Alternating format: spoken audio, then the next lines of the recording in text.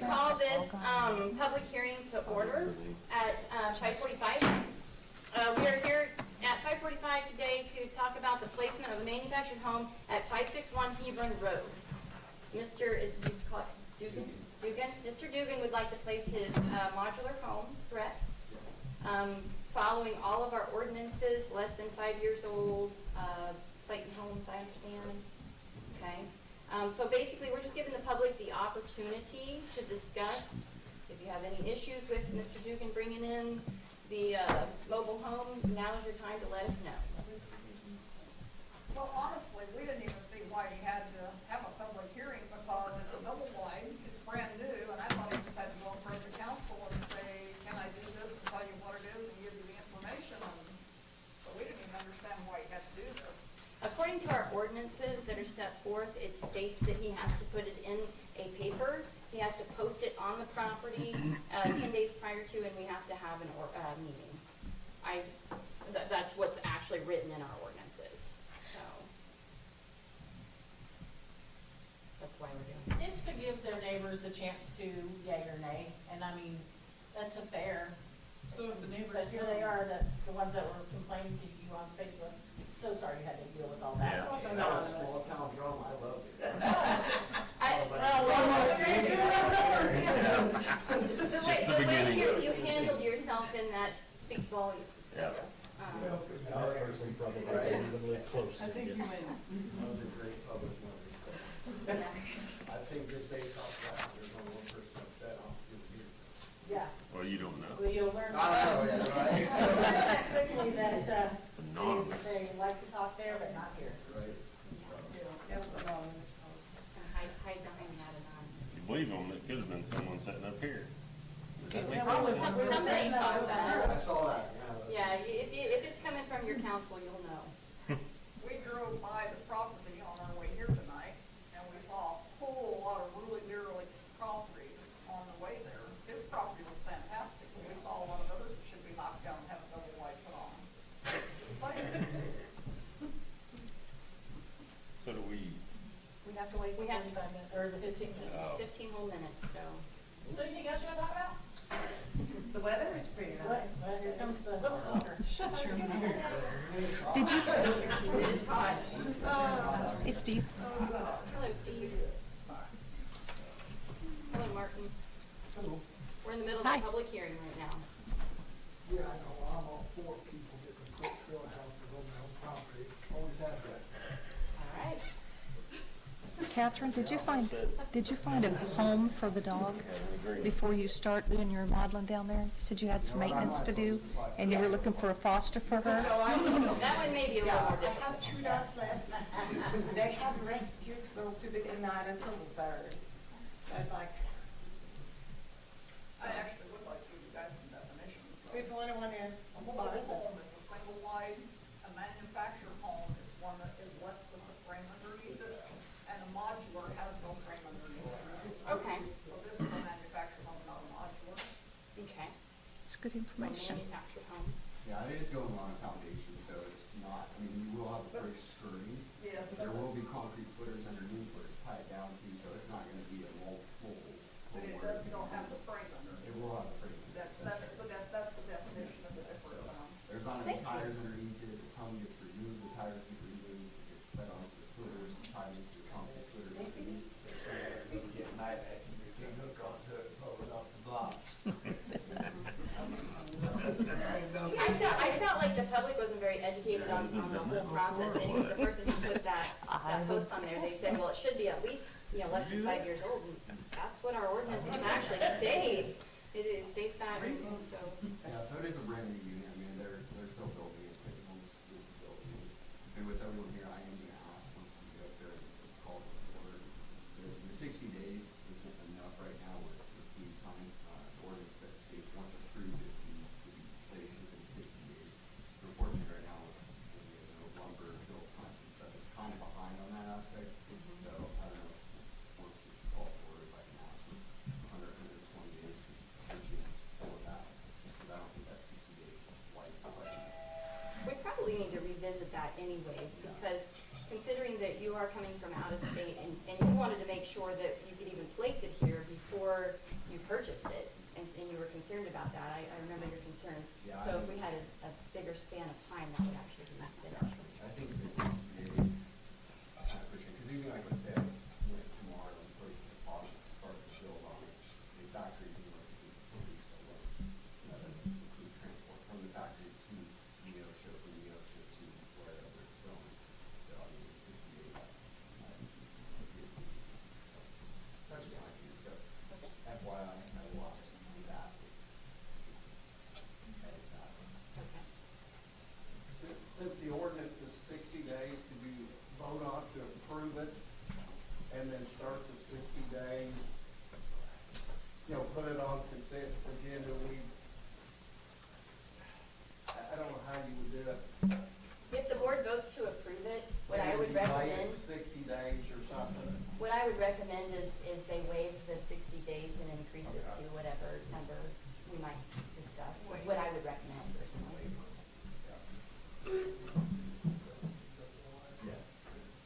Or extend the 60 days to specifically.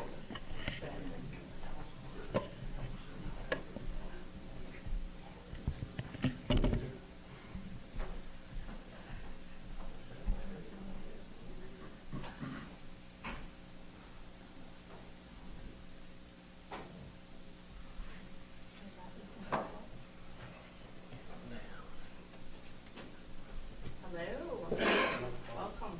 John. We're in the process of our public hearing to discuss the placement of a manufactured home at 561 Hebron Road. So, if you have anything to say about it, you're welcome to say it right now. No one else is talking.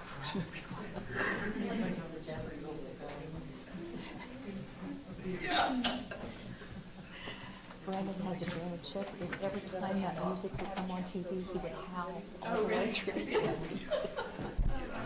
Oh, I'm sorry, Martin, were you to say something about this? I'm sorry, guys, I cannot hear Mr. Lindstedt. This is always bad. Well, 1988 was that. Because sometimes it's easier the person who has more knowledge than you. Federal opposition. Pass down, pass down, pass down. Whenever they want to do it. On their own corporation, you're allowed to do so. She had offered to contact you, but Jamie had told me she would, so. I don't know if you want to that, but the other day, 2017, why they held the state review and allowed the voice of man to buy and view. So basically, the one person just to help them trying to raise funds, so to harvest bank. And then I got arrested on the 17th of July. Martin, there's nothing we can do about what another council did right now. What our focus is, we're discussing 561 Hebron Road. So you're in favor of, okay.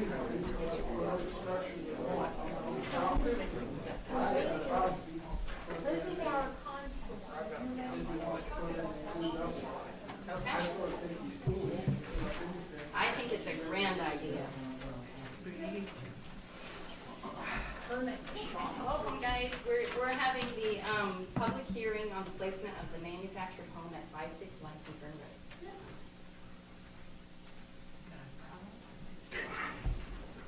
Sorry. It's been easily more, you know. Your hair's getting really long. I know. It's where I went to. I, of course, came home late and sat down for a few minutes and then I was like, oh, God. Well, we're glad you're here. I got hot dogs. Yeah, you guys. These are just calls down. This is Friday, so it'll probably be Monday.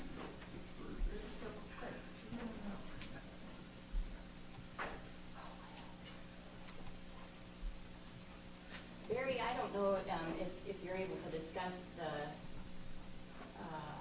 501c3 with Sally right now. Are you guys discussing? We Okay. just did.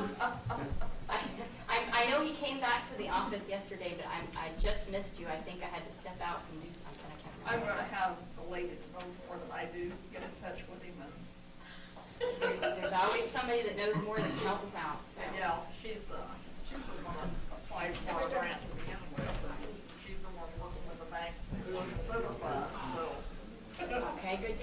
Cheryl, and Brenda.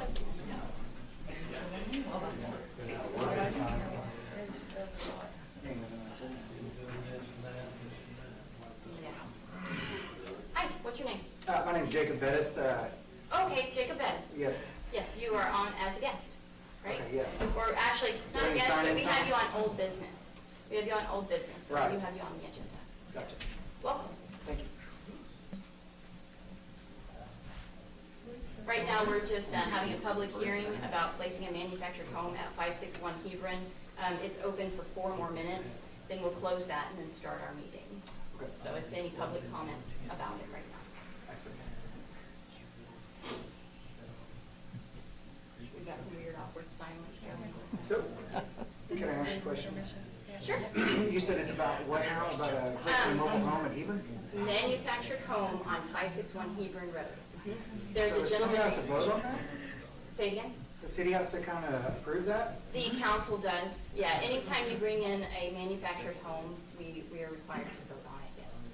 Yeah. And it has to be within a certain age limit. We have ordinances that address, I think it's less than 5 years old and all that. And then you have to have a public hearing so that their neighbors can come if they want. Okay.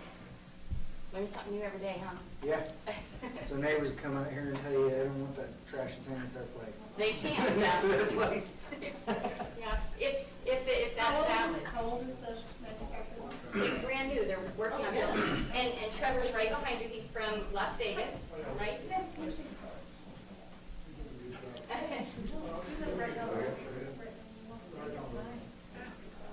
You get lost in Granby? But then again, what should I say? I'm from Norway, get lost in Granby. Yeah, you come from Norway. Yeah, so, shh, I should be quiet. Yeah. You're performing. Yes, I am. Okay, you know What? Show, give you an idea. It used to have a little bitty house. Oh, I know. He's already been on the house. So when you're leaving town, it's on the left. Yes, as you're going here, yeah. Daniel Moreland lived there for a while. Before Daniel? Was it a? I'm not sure.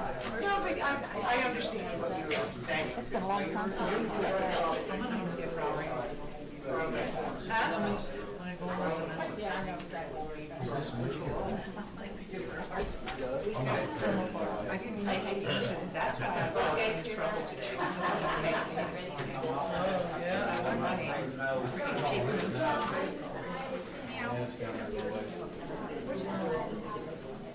Amy Roper. Oh, and had one at their house.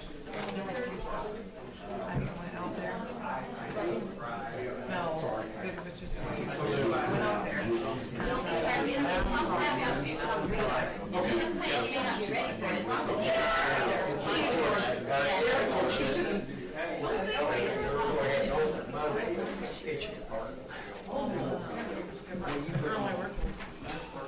actually technically from driveway all the way down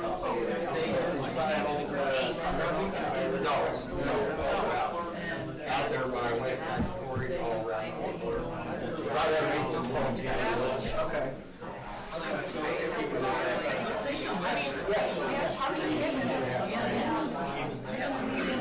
didn't know you're still living in Greenwich. I didn't know you're still living in Greenwich. Hell, we have to hide now. I live in Wyandotte, so Maybe, I got my dad's place up there. Definitely in need of the, Sewer line. Sewer line. Okay, it is 6 PM. We are going to go ahead and close this public hearing as of 6. Okay? What? Oh, yeah, we're closing that when we're doing that. Okay, we would like to go ahead and start with our opening prayer.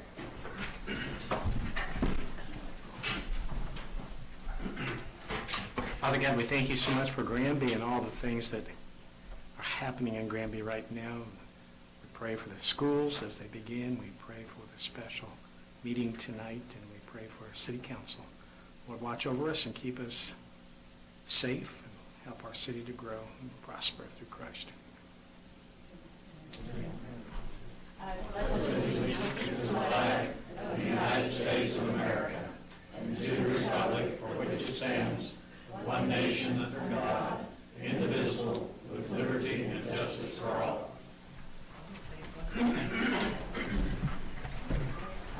we're gonna go ahead and call this meeting to order at 6:01. Roll call, please.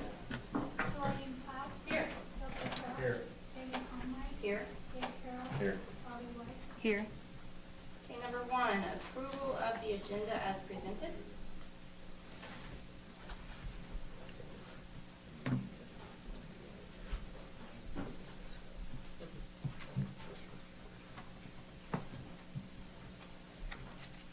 I'll make a motion to approve the agenda as presented. Second. Dave made the motion to approve the agenda as presented. Bill has seconded that. All those in favor? 4-0. Okay, number two, approval of the minutes for July 13th and July 22nd.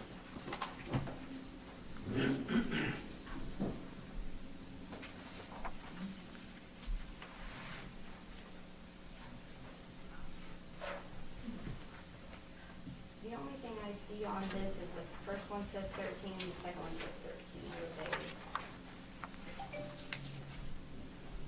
This, so there's 3 pages to July 1st. Okay, so I don't have the 22nd. I don't either.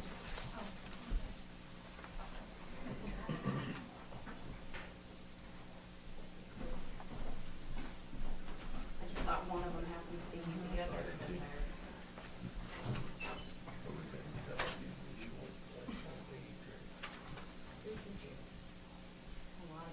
it necessary first place to mention? 22nd instead of 27th?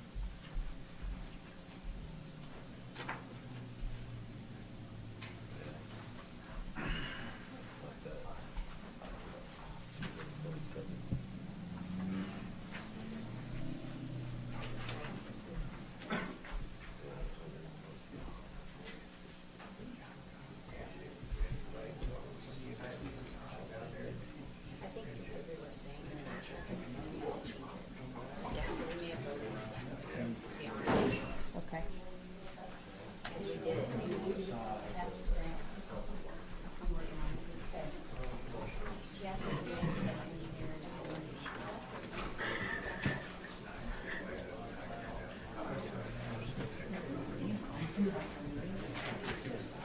Thank you.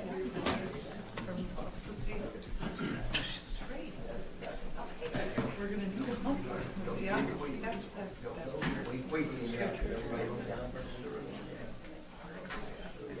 That's built up.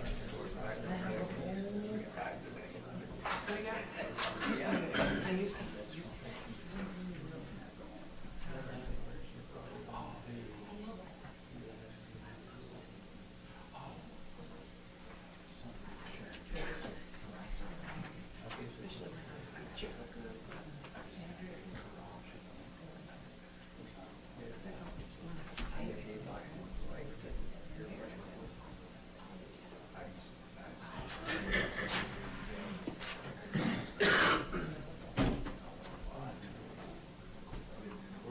Make a motion that we approve the minutes from July 13th and July 22nd. Second. Okay, Doreen has made the motion to approve the minutes for July 13th and July 22nd. Bill has seconded that. All those in favor? 4-0. Okay, Mr. Dugan, he is our first guest today. Please come up to the podium.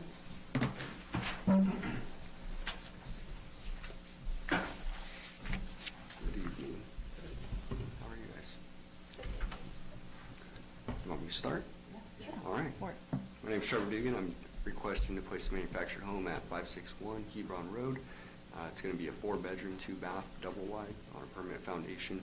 We'll be hooking up to city water, electric. There is no public sewer in that area at all, so we will be running a septic system. It will be a brand new septic system. The manufactured home will be brand new as well. And I don't know if you guys have driven by that property lately, but we've already torn down the home, laid 150 tons of gravel, leveled some of the groundwork over there, put up fencing. So there we're at. So I'm just here to get your blessing on it and sorry for causing drama on Facebook, but if you don't like it, I guess they didn't speak. So we're here, and I had fun with it so far. So just wanting your blessing, and the only thing that I ask out of that ordinance is if we can extend the 60 days up to potentially 120 if we can double it, just due to the fact that factory's behind right now and stuff like that. So it's the only request that I would like to make if it is approved. So basically what you're saying is you would like to have 120 days to get that placed after we make our vote if they If approved, yep. Okay.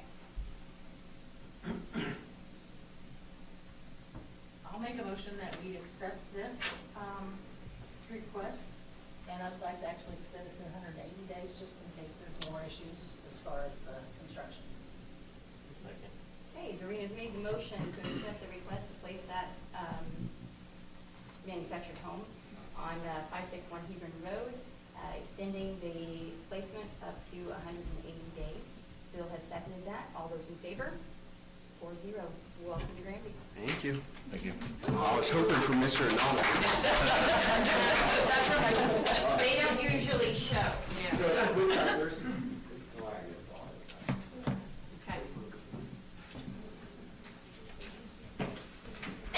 Okay, up next, we have Mr. Gene Spears with a request to amend the original contract for the engineering fees.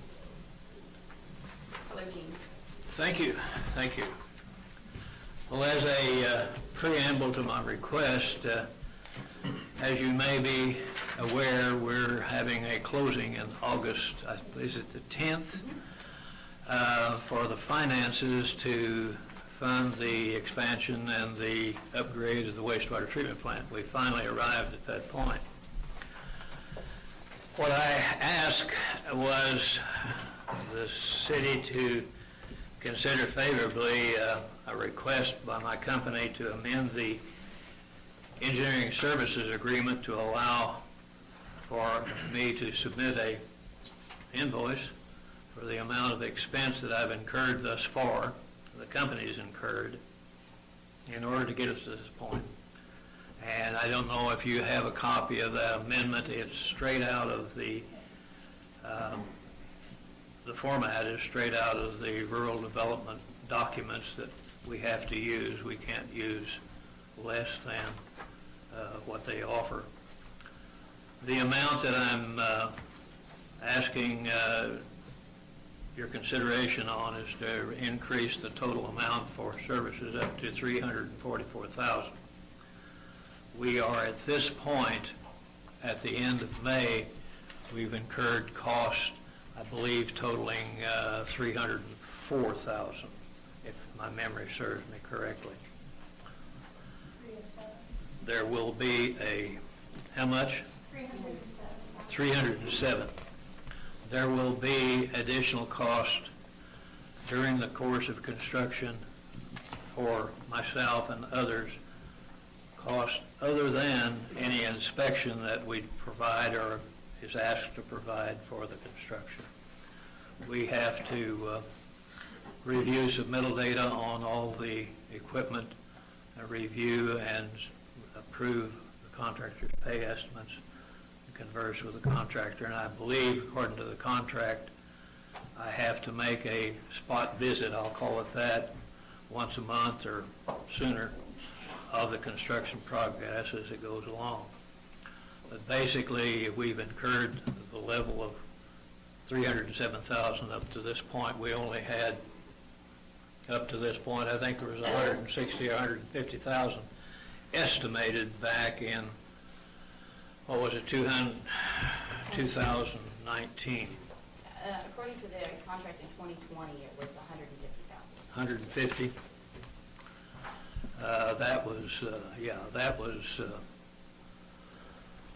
let's see, the contract documents were approved back in January the 30th of 2020, and we're down nearly into August 2023. We've got 3 years of work since that was started. We had received the city's authorization to start design in August the 11th, 2020.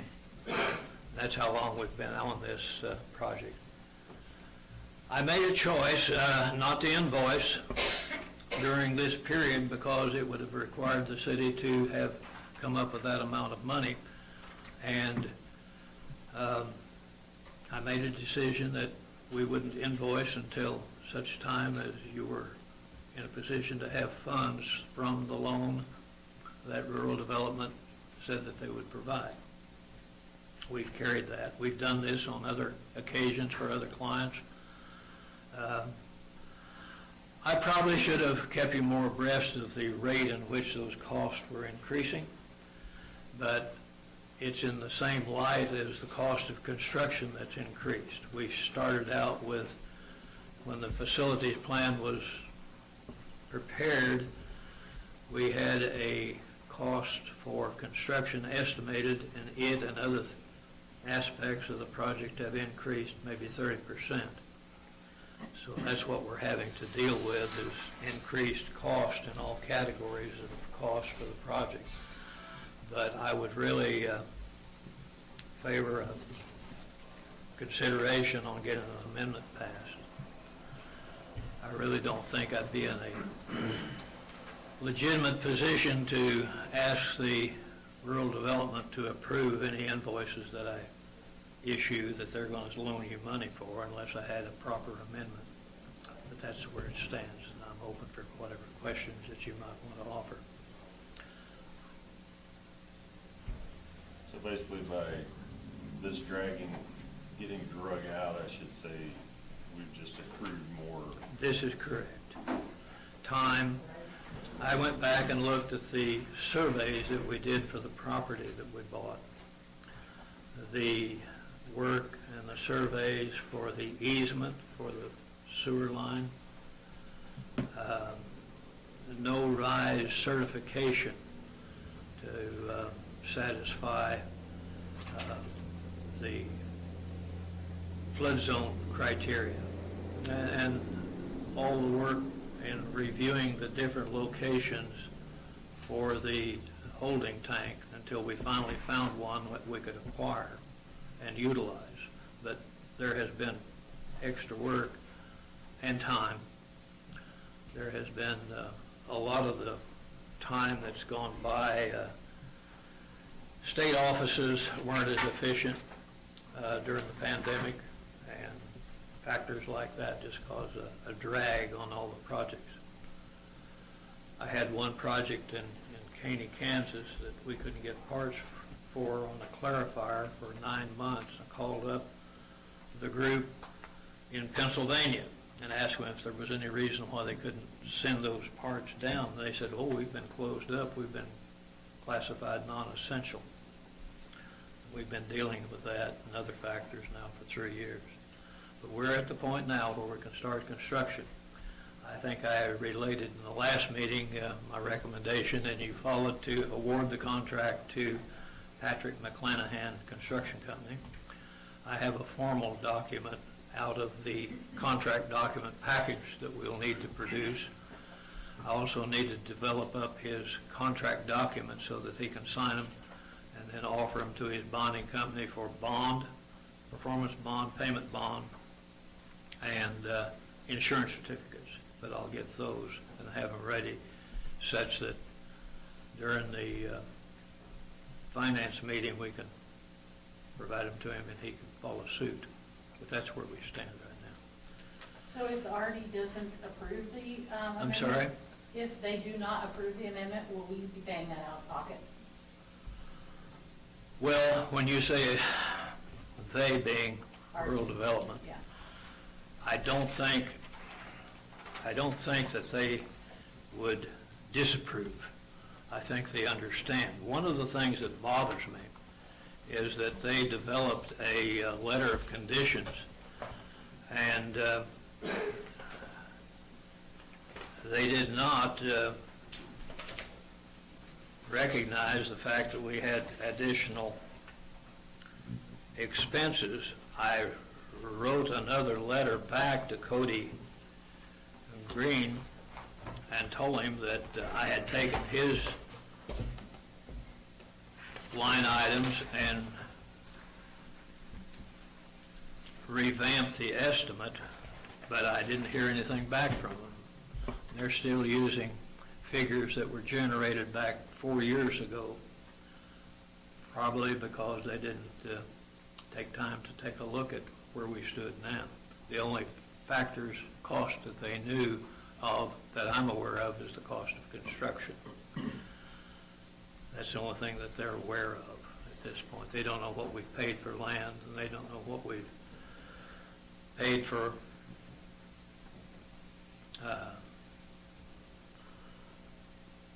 Sue Bakhorn or any of those. They only know what we've paid for what we will pay for construction. But I do have to admit, we had a huge, long conversation on Friday of last Yep. week. And it inspired me to dig through a lot of the files.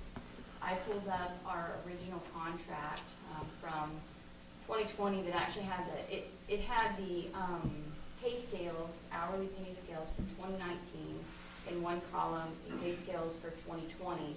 I compared them to what your invoice is right here per hour, and I see actually a break on the rates. this is correct. Significantly on Yes. several of the rates. Yeah, if it's any consolation, we maintained the billing rates, I think, in 2019 or 2018. Well, they're actually below the 2019 that is listed Yeah, there. this is correct. So that indicated This is that correct. there was a break in that. Yes, you are correct on that. I thought when we started this, since it was fairly straightforward and since we had put in a lot of time with the city during the facilities plan preparation, that it would go smoothly. We had conversations with the gentleman that owned the property to the north. Unfortunately, he was at least amenable to talking about a sale. As it turned out, the gentleman passed away.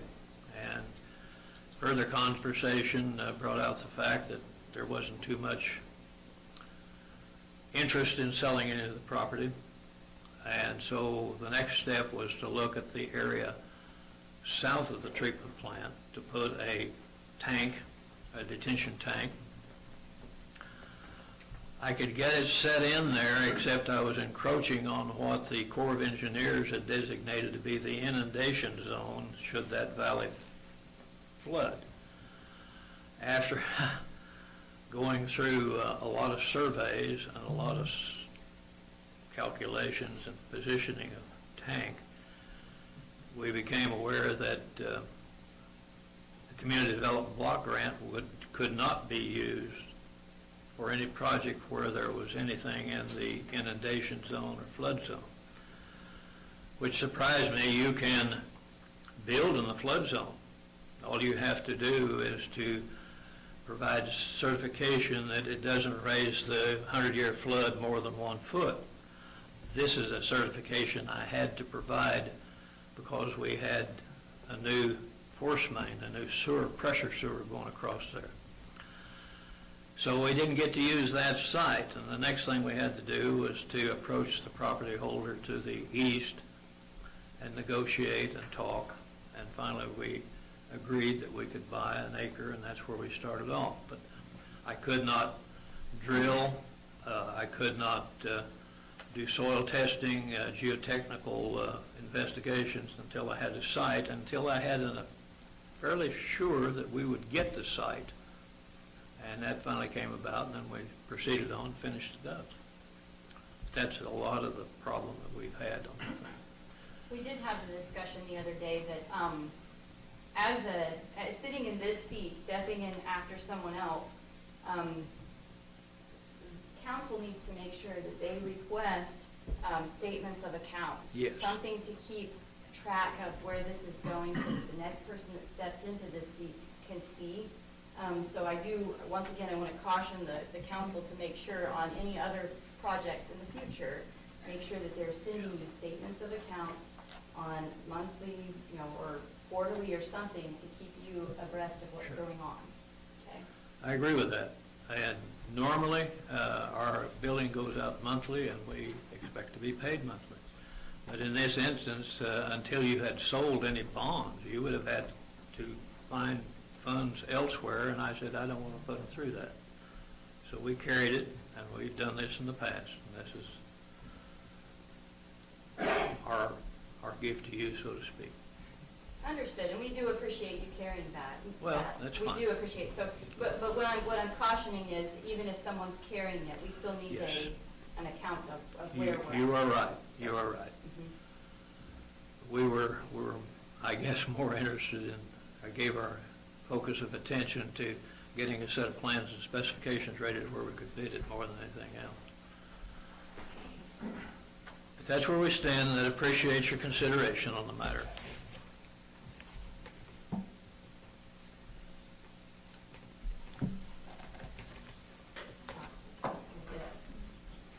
So, Mr. Spears, are we approving you submitting the amendment to DNR? Or are we No, no. approving your invoice for payment? All we are asking is an amendment to our engineering services agreement. Okay. That's the only thing that I can ask for is, in that manner, is an amendment to that agreement. Okay. It's 110.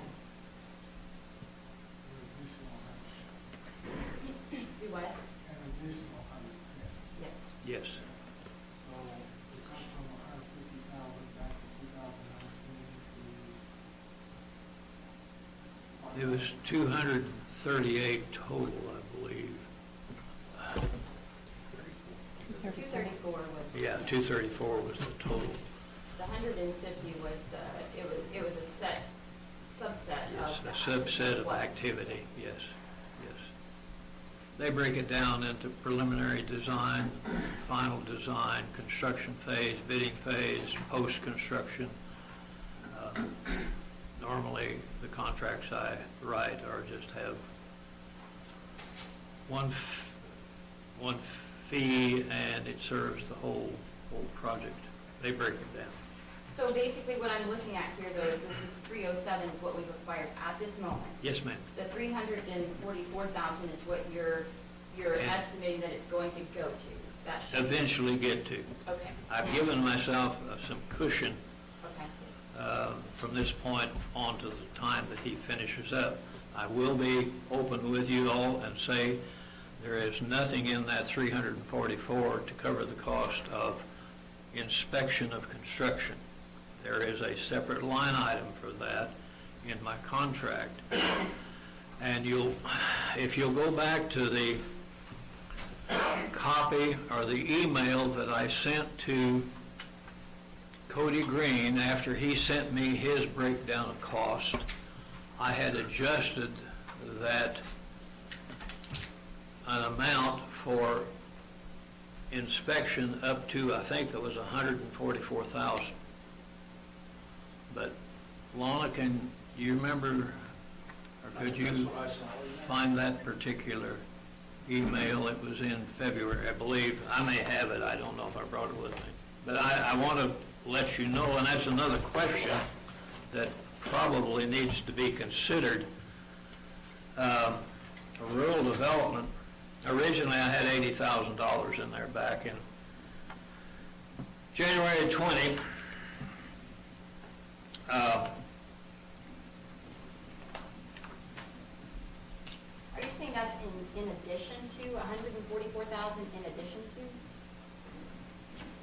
to? No. Take 80 from 144. That would be the added amount that I'm estimating for full-time inspection, if you want full-time inspection. I don't think we need it, but that's another topic to discuss. Doing it in-house, having me do the inspection. He can do part of it. I can send someone down here once a week, once a month, whenever we need it, and not have to have someone on site at all hours that the contractor's working. That gets real expensive, and for a plant this small, I don't think you'll need it.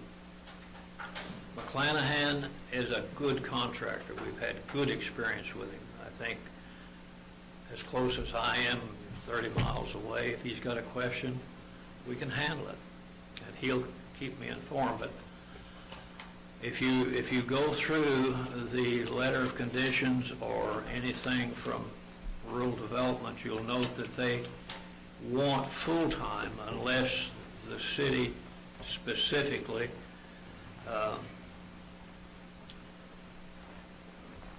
agrees to something less. So just to make sure that I'm fully Sure. understanding this, at the 344, that does not include the inspection that will be 144,000. Yes, ma'am, you are correct. And the inspection at this point is an estimate of the amount of time that we would need if we put someone here full-time. And that's why I say I don't need it. Okay, so how long is this build gonna take? Oh, it's in the contract documents. I think I had allowed 430 days, 430 calendar days, I think is what it was. That was a year and 2 months, 14 months. If he can jump on it, doesn't have any problems getting these materials. The biggest problem we've been having is getting equipment to where they.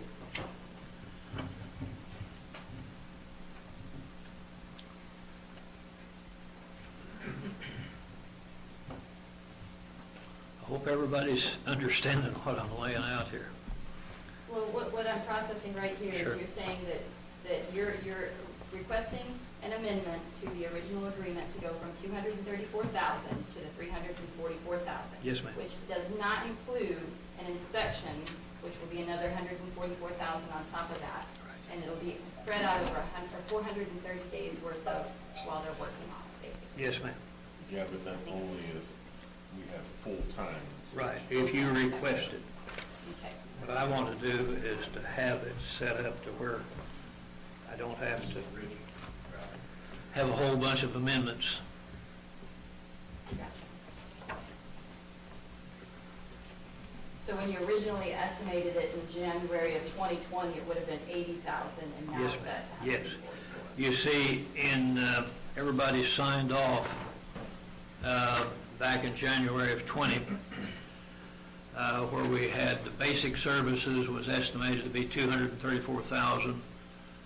Resident project observation was estimated at 80,000, bringing the total at that point in time to 314,000.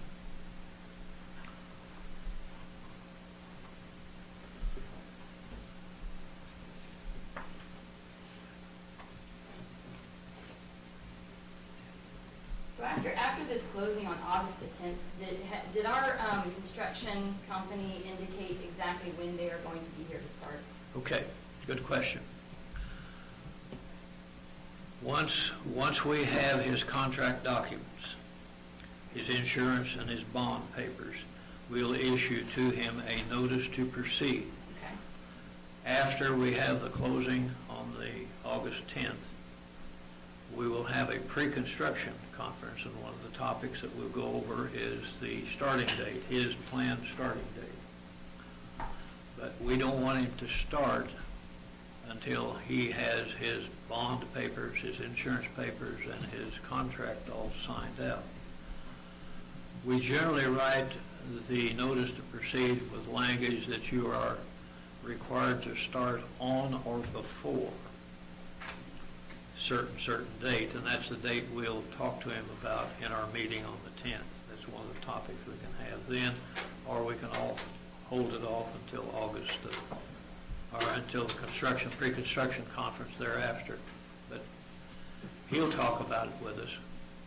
He'll tell us, when do you want me to start, or here's my earliest starting date, just to let you know ahead of time. Do we have, in our contracts, when we get him lined up and give the notice to proceed, do we have set dates that state if you go past this point, we'll penalize your company? No. We just let them? What the penalty of that is you're controlling his construction, and you could be held accountable for any mishaps that causes. You let him set his time. What we have in the contract is a date of completion, which is, I'll say, enforceable through his bond. he has a performance payment bond, and his bond will have language that he has to complete by a certain date, a substantial operable completion. And that's about the only date that we force him into. But most contractors are not going to dilly-dally around. They're going to get it in, get it done as long as they can. Time is money. Do we sign a contract stating that they do not increase the cost as a loss of cost in of goods and all that at the time of? The contract price is fixed unless there is an agreement to change it. The change can be an addition or a deduction. So the price of the contract, his bid, what was it, 4.43, is fixed, and that's what will be in the contract documents, and that's the money he is supposed to receive, unless there is a change, unless we agree to a change, we being the city and the contractor. So all changes will be in writing? Oh, yes, oh, yes, oh, yes, yes.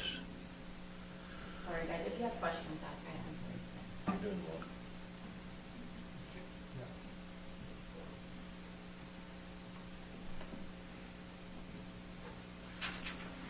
Yes, Martin.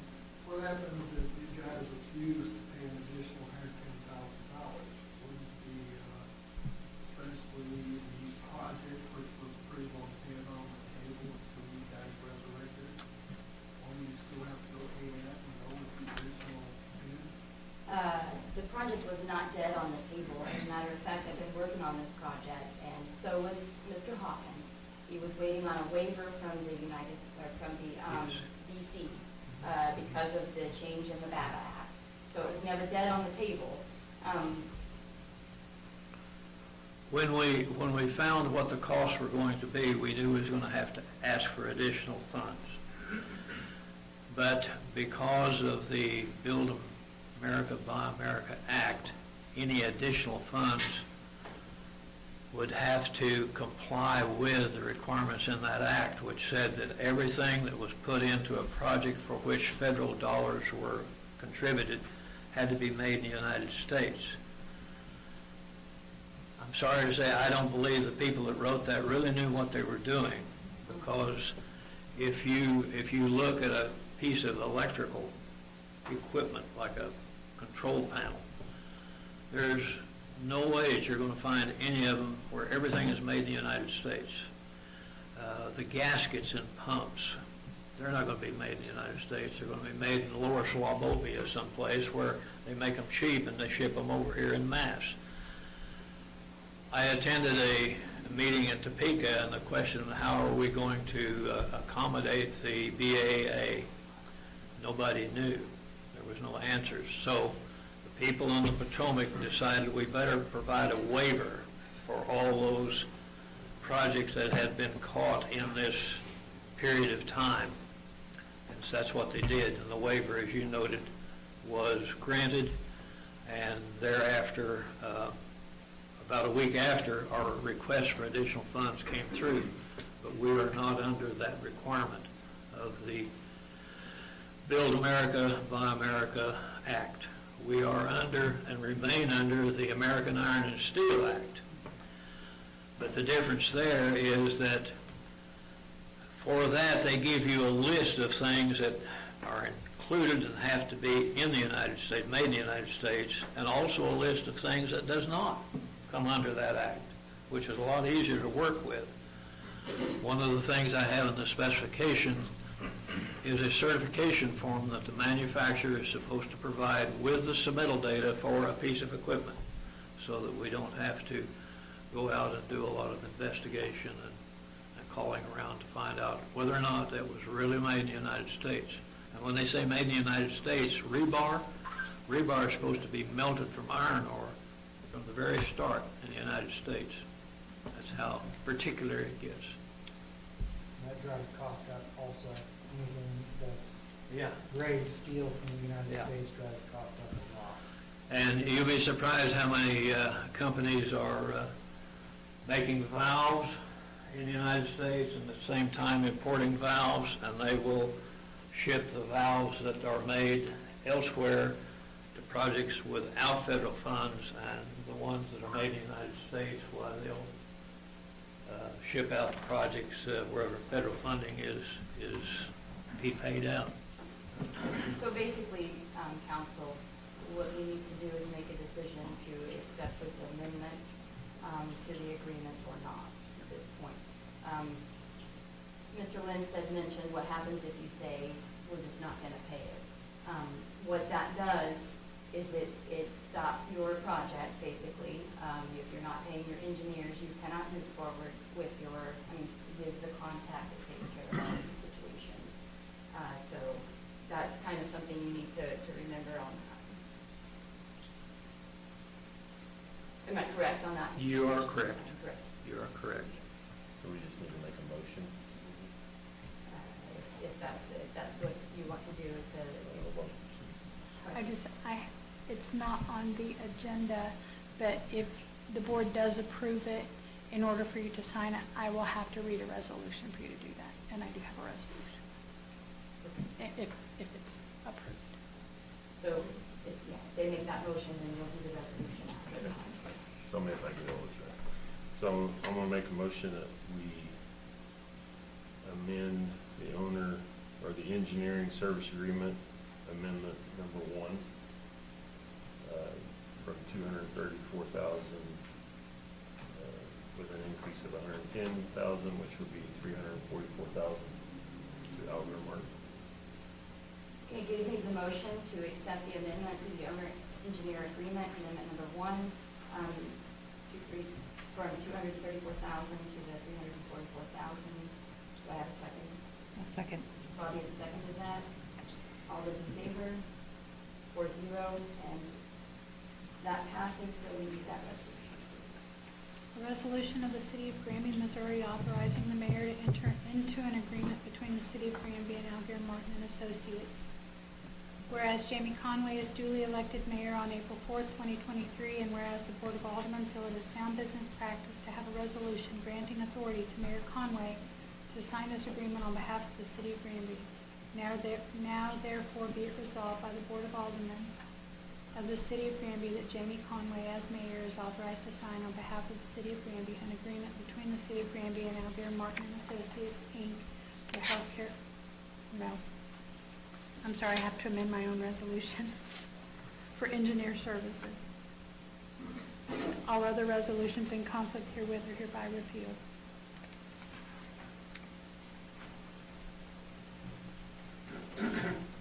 I'm going to have to move to approve the resolution.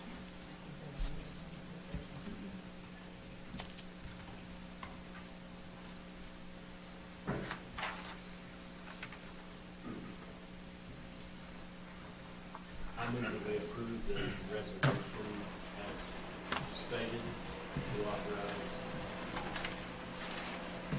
this amendment. Bill has made the motion to approve the resolution to accept the amendment. Do I have a second? I'll second. Doreen has seconded that. All those in favor? 4-0. You need to do a roll call. I just need signatures of each alderman. Okay, thank you. Thank you, Mr. Spears. Thank you. Thank you for the consideration. Okay, old business. We have an invoice from Jacob Bettis. Okay, Jacob, would you like to come up here and explain this invoice to us? Hello, my name is Jacob Bettis. I inherited a piece of property in town here. It was my father's. Me and my brother inherited it. We kind of underwent some minor repairs of it and things like that, and we were having some sewer issues and things, and we entered into repairs on the sewer, and just under investigation and everything through all of our endeavors with it, it was pretty well unusable. So anyway, we basically went through and we just had to start investigating through and digging it out, and I called in locates and things, and long story short there, we discovered that the gas line, the city gas line, had been installed, and whomever installed the city gas line damaged the pipe beyond repair, and it had been backing up for quite a while. At that point, it wasn't a personal issue, so I talked to Jim Channel with the city and spoke with him, and trying to get some reimbursement on it, plus some compensation of our time. And so he witnessed it. I have a few pictures and also have a few receipts here as well. I understand, I was talking to one of the city member, or one of the folks that work over here in the city hall. I called up and was asking about it, and she told me that y'all were having some questions about it and needed some documentation of some sort. So I'm willing to send an email or show you my email, show me pictures, however you proceed to do this. I think the council understood that there was a problem. Okay. Mr. Channel clarified that the gas line was borne through the sewer. Mhm. I think the question was this total that comes up to $4,860. Even just going down the list, renting a mini excavator for 3 days at $575 a day. The city itself rented one not too long ago, and it cost us $275 a day. It depends on the size of the machine. The size of the machine I had was a 14,000-pound machine. I was prepared. I know I talked to the city, and the sewer line, the main sewer there is at 7 feet. So I needed a machine that would reach down and actually be able to reach out, and I had to cut the road as well and dig down far enough to be able to accommodate for that kind of situation. So it wasn't just a simple little mini-X. This is actually a compact excavator, so it's above a mini-X. So I might have put it on my bill a little incorrectly as far as labeling. Did you talk to someone before you cut the road? I did, yep. Jim Channel was out there, and I told him, I started on the 3rd and the 4th of July. And then I followed up, I called the city and talked to Jim and told him I needed to cut the road and things, and he said that was fine. And then I followed up on the 8th, the following weekend, to finish up the job. So. And I think the question was, where are the receipts for these items? Okay, so I have a few of the receipts for, let's see, I was able to print them back off through Lowe's. I have another receipt that's MIA, so I'm not even worried about that. I'll just take and deduct off of that, because since I don't have any proof for it. So, and it was $100 and some. These are for, can I? Yeah. Okay. These are for the purchase of the farm parts, which is amount to nothing, really.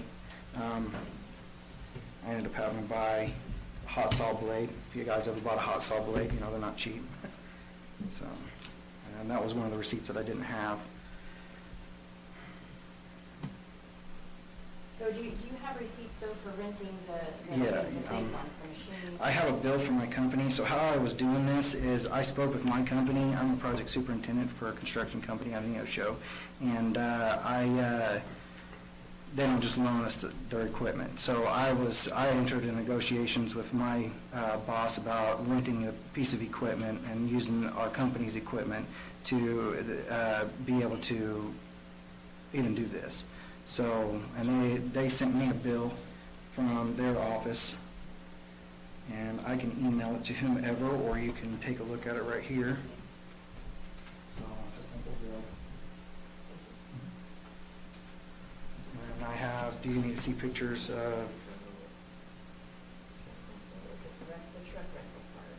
So that's that. And then okay, so there's that one.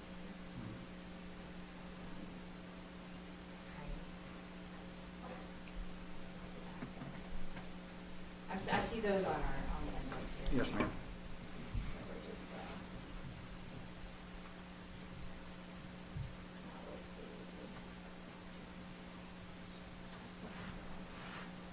Why did you rent it for 3 days when you only did it on the 3rd and the 4th? I did it also on the 8th. On the 8th? Yes, ma'am. Yep.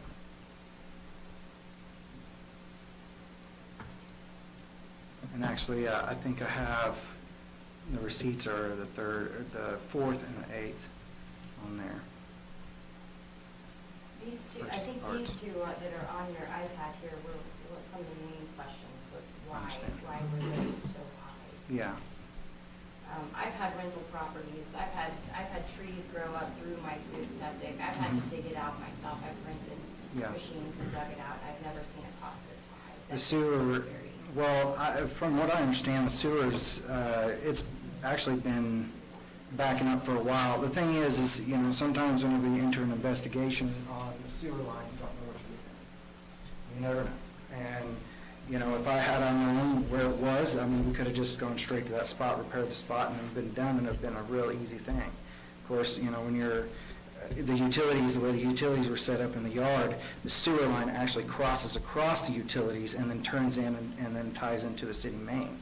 So I had to, at first, with the way everything's set up, you have sewer, then you have gas, and you have water right next to each other. So immediately I assumed, you know, my sewer must be, the main was located and everything. So immediately I assumed my sewer was just right next along the other utilities. It was quite the contrary. Then I had to go up against the building and dig out around our clean out and just kind of investigate which way the pipe was running. And so, yeah, I mean, and then we went out to the yard and I witched it out and everything, and we just had to dig to find it, and we finally found it, and it was actually damaged in a couple spots, which is not, we repaired a couple other things, and it wasn't part of that bill or anything, but yeah, we ended up hitting a water main that wasn't marked. There was an old gas line there that was abandoned, of course, but Jim and the guys come out and helped repair that. We helped repair that also. So we were hands-on part of that as well, trying to help out. But other than that, it's kind of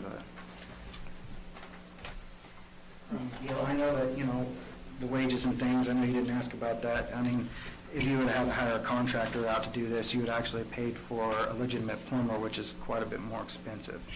I mean, there's like Otten Plumbing, for example, they don't even send out somebody for less than $120 an hour, just coming straight out to you. And then it starts, you know, their bill starts from there. But usually they're like $75, $80 an hour. Plumbers get paid pretty well, but so I'm trying. I didn't really. I don't feel like I gouged you very much on anything, really. So you feel like this is a fair? I mean, I'm willing to take off the roto-rooter cost. I'll eat that. I'll reduce $100 off of the bill for the plumbing parts and materials. So that would drop it to $45.60. What's your bottom dollar?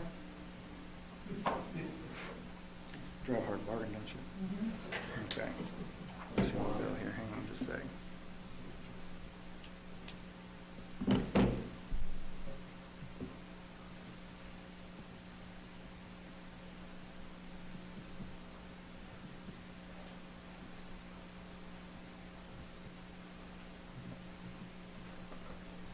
Do you drive the company truck every day to work? Do you have a company truck that you drive? Yes, ma'am, but I'm not allowed to drive it for personal reasons. I'm not allowed to drive it at all for personal reasons. It's got a camera and a tracking device in there.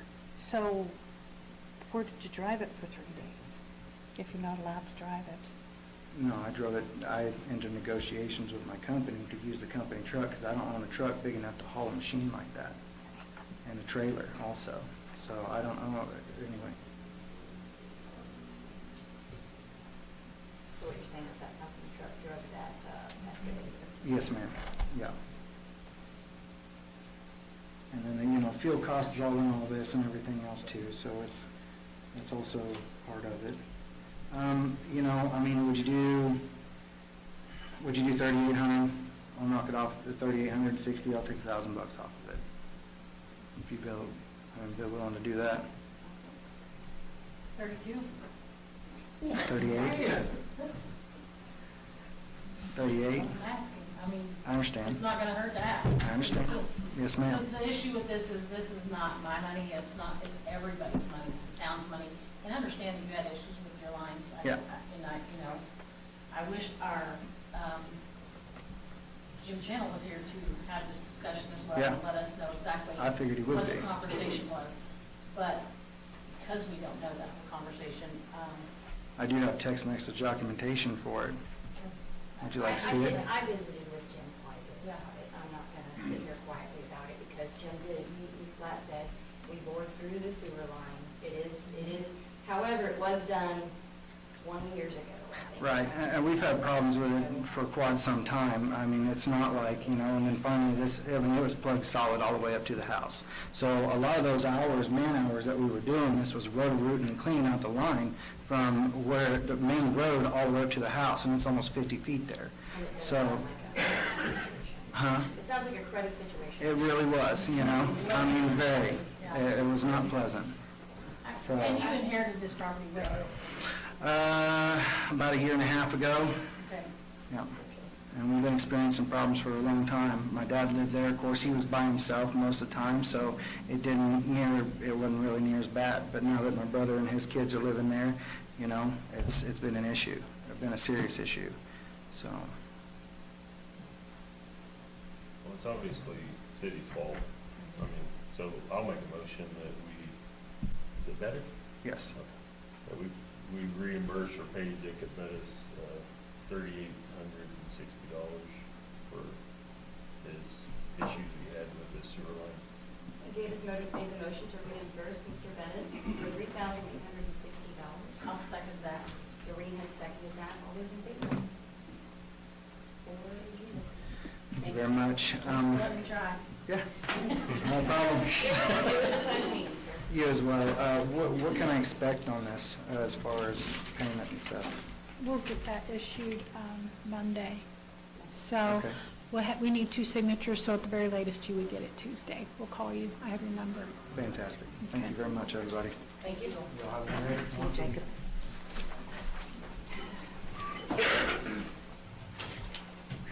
Can't let it go over trying. Okay, old business, number 2, follow up on citywide cleanup schedule for August. I see a typo on my paper, it makes me so mad. This was sent out in the bills, correct? Yes. Okay, so this was sent out to the citizens.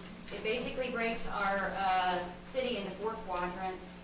Each quadrant, it states where it's going to be at, where we're going to be at each week, August 7th, each Monday, August 14th, August 21st, August 28th. Joe called me the other day, he informed me on how much it is to get the dump trucks, or the dump trailers, so he's got that lined up. There are going to be extra, what do you call them, receptacles out at the dump. He did say that he was getting 2 trailers. I said, why are we doing 2 trailers, Joe? And he said, because one of them is for trash, and the other one is for like scrap metal and stuff like that, so that we can keep that separated out. On the city website, it's hard to see on this, but on the city website, you can go in and see exactly which roads are on what quadrant, so you know when to set your stuff out. Questions, comments, concerns? I do not have 2 volunteers lined up for each Monday in August, so if you know somebody who's strong, would like to volunteer to help do this, that would be great. Ride along with things into the trailer. I will be one of them. I will help. I will put my gloves on, and each Monday I will ride with the boys and load stuff up. This is something that's important to me to help clean up our town and help others that cannot get things to the dump. I think it's a good thing. So I will do it. I have a question. So when everything is, the month of August is done, we still have all these people that have to run a little their yards. Are we going to be enforcing and fighting and? We have nuisance ordinances, and Mr. Ditto can vouch for this. Him and I, we rode around a little bit today. You can only eat an elephant 1 bite at a time, right, Doreen? Isn't that what you're saying? Yep. She says that to me all the time. So we will do the best we can to start addressing that, yes. I just informed a few members of the council, I have 6 dangerous building letters to send out this week, and those will continue. And on top of that, we are working on the nuisance abatements. We will be sending letters out to that and following up on them. Yes. Thank you, Vice.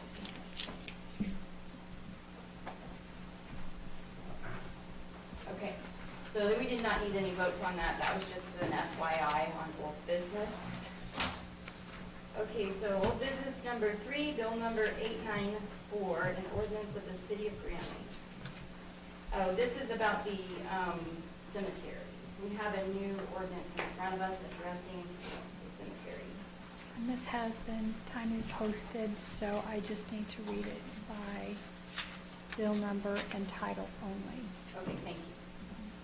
Bill number 894, an ordinance of the City of Granby, Missouri, amending section 140.250, planting only by authorized persons of chapter 140 Granby Memorial Cemetery in the Code of Ordinances of the City of Granby.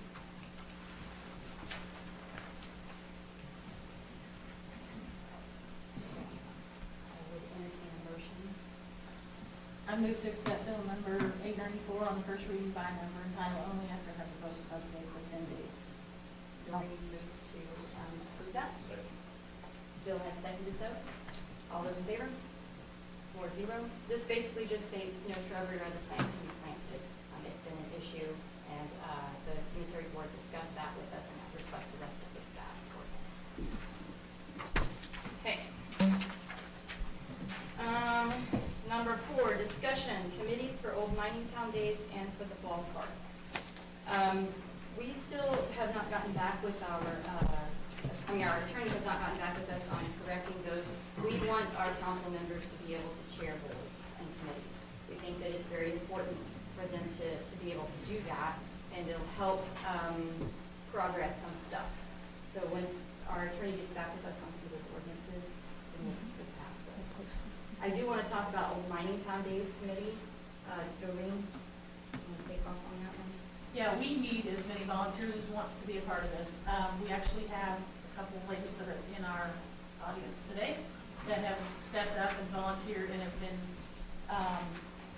well, it's kind of becoming a new business, but they're working hard, and I've been jumping in and helping them and meeting with them, and they've got a lot of good ideas and a lot of good things, and we're going to, hopefully, once we get the committee information settled with the lawyers and the wording, we will start actually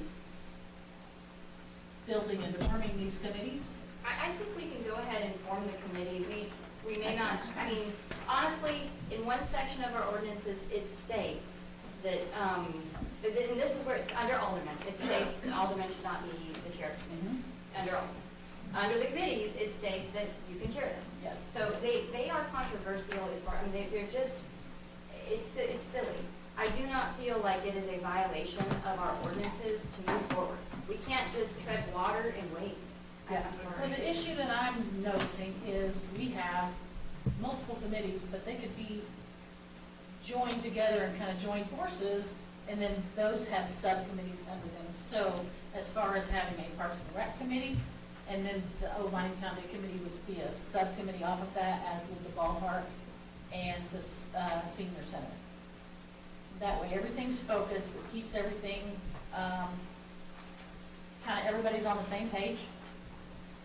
And we can, I mean, I don't want to just tear down a volunteer and just use them, but we've got to start somewhere. We've got some girls that are really wanting to improve and bring Old Mining Town Days back to where it used to be, and bigger and better. And actually talked with Steve White and his wife Janet, and they are on board to help as well. Bobby's working with the Parks Department, so we've got a good handle on it. We just need a go-ahead. I'm not a big fan of making all of those under one umbrella. Most cities are like that. You have a Parks and Rec, and then they kind of all work together with, like, you don't have, the Neosho ballpark isn't under one committee, it's Parks and Rec, Neosho Parks and Rec. They handle the ballpark, they handle Morse Park, they handle all of that stuff.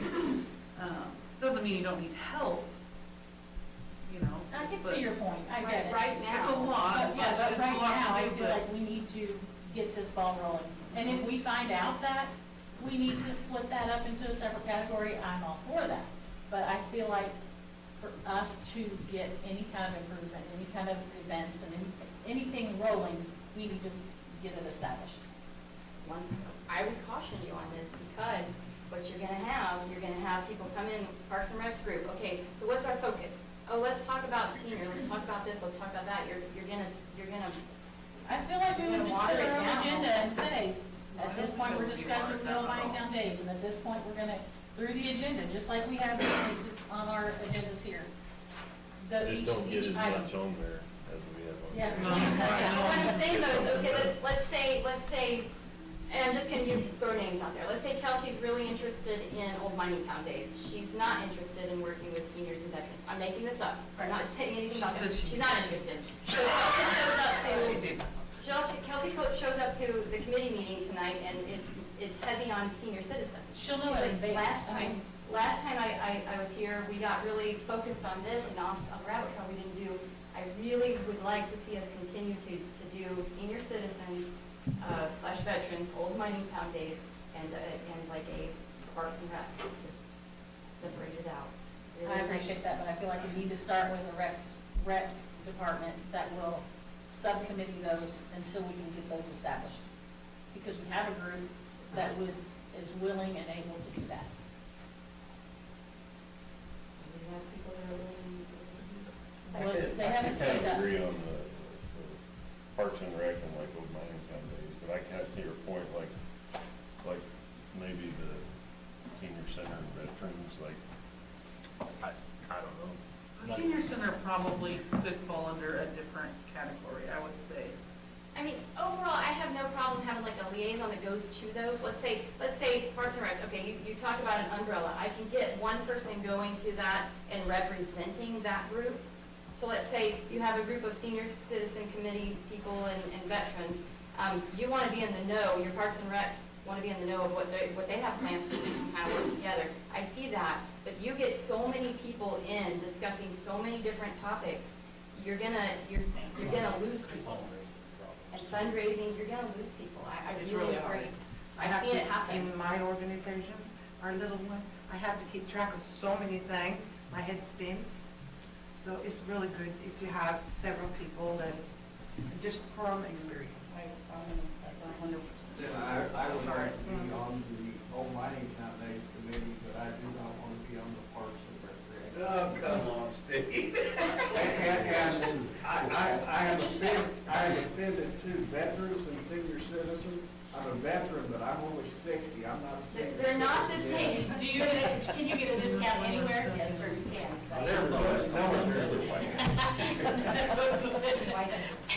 Yes, Martin. Everybody should work together, yes. but somebody that Sort of. Yeah, okay. Well, then, right. It's just, I'm just wondering.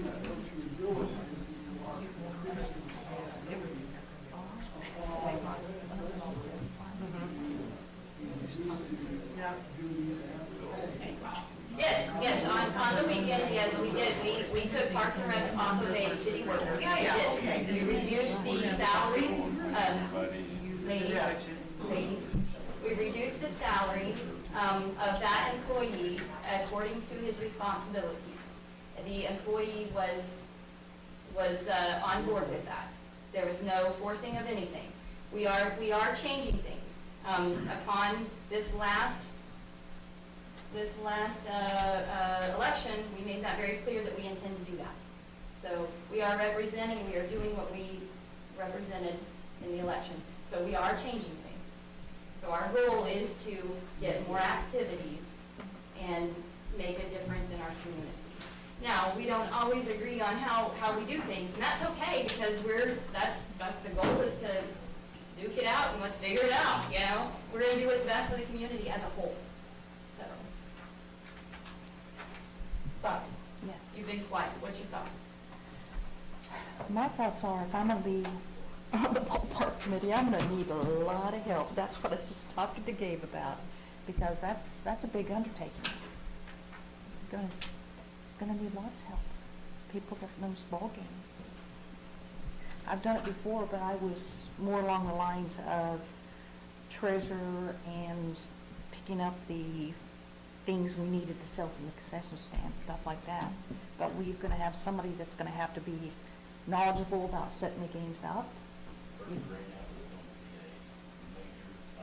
It is. And You gotta have yeah. lots of volunteers for. And I'm sure Joe will help. I mean, Joe didn't want to, Joe, said what he wanted to do. He wants recycling, and that's great, but I was sure hoping he would choose the ballpark too. He said he would help. But I think you can do an umbrella of Parks and Recreation, but still have all your separate committees underneath that. So, for example, you could say Parks and Recreation. Old Mining Town, we're going to have a committee meeting on Monday night at 7. So what you're saying is it wouldn't always be a Parks and Rec meeting, you'll have separate meetings I for think those it should separate- be separate meetings Yeah. for Is that what each you of were saying? those. Oh, man, I thought you meant like every time it's gonna be one meeting, and we're gonna discuss all this stuff, and that's why I was confused, I was like, I'm sorry, there's too much going on up here. Yes, I'm sorry, I thought that was what you were saying. No. Oh, I'm No, we have a bragging Parks and now. Recreation You've Committee, understood it and now. those subcommittees would report to the parks, so they would Yes. report to the council. Yeah, so you felt the same? You thought- Yeah, I felt the Okay. same. No.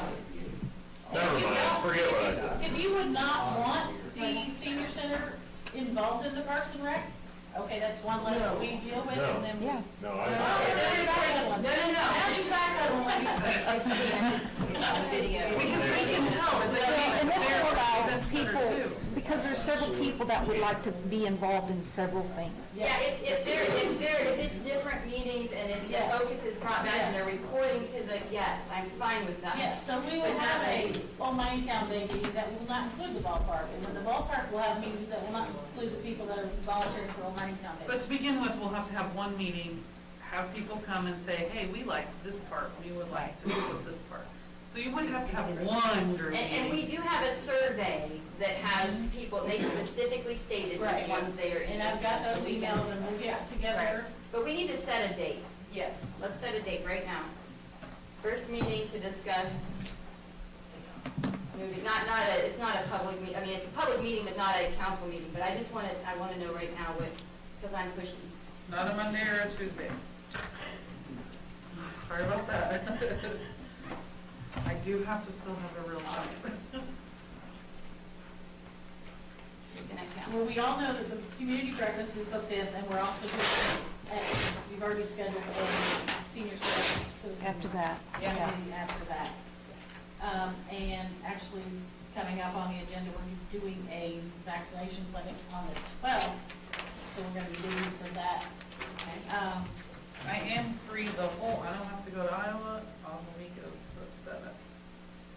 Every day, no work, I'm on vacation.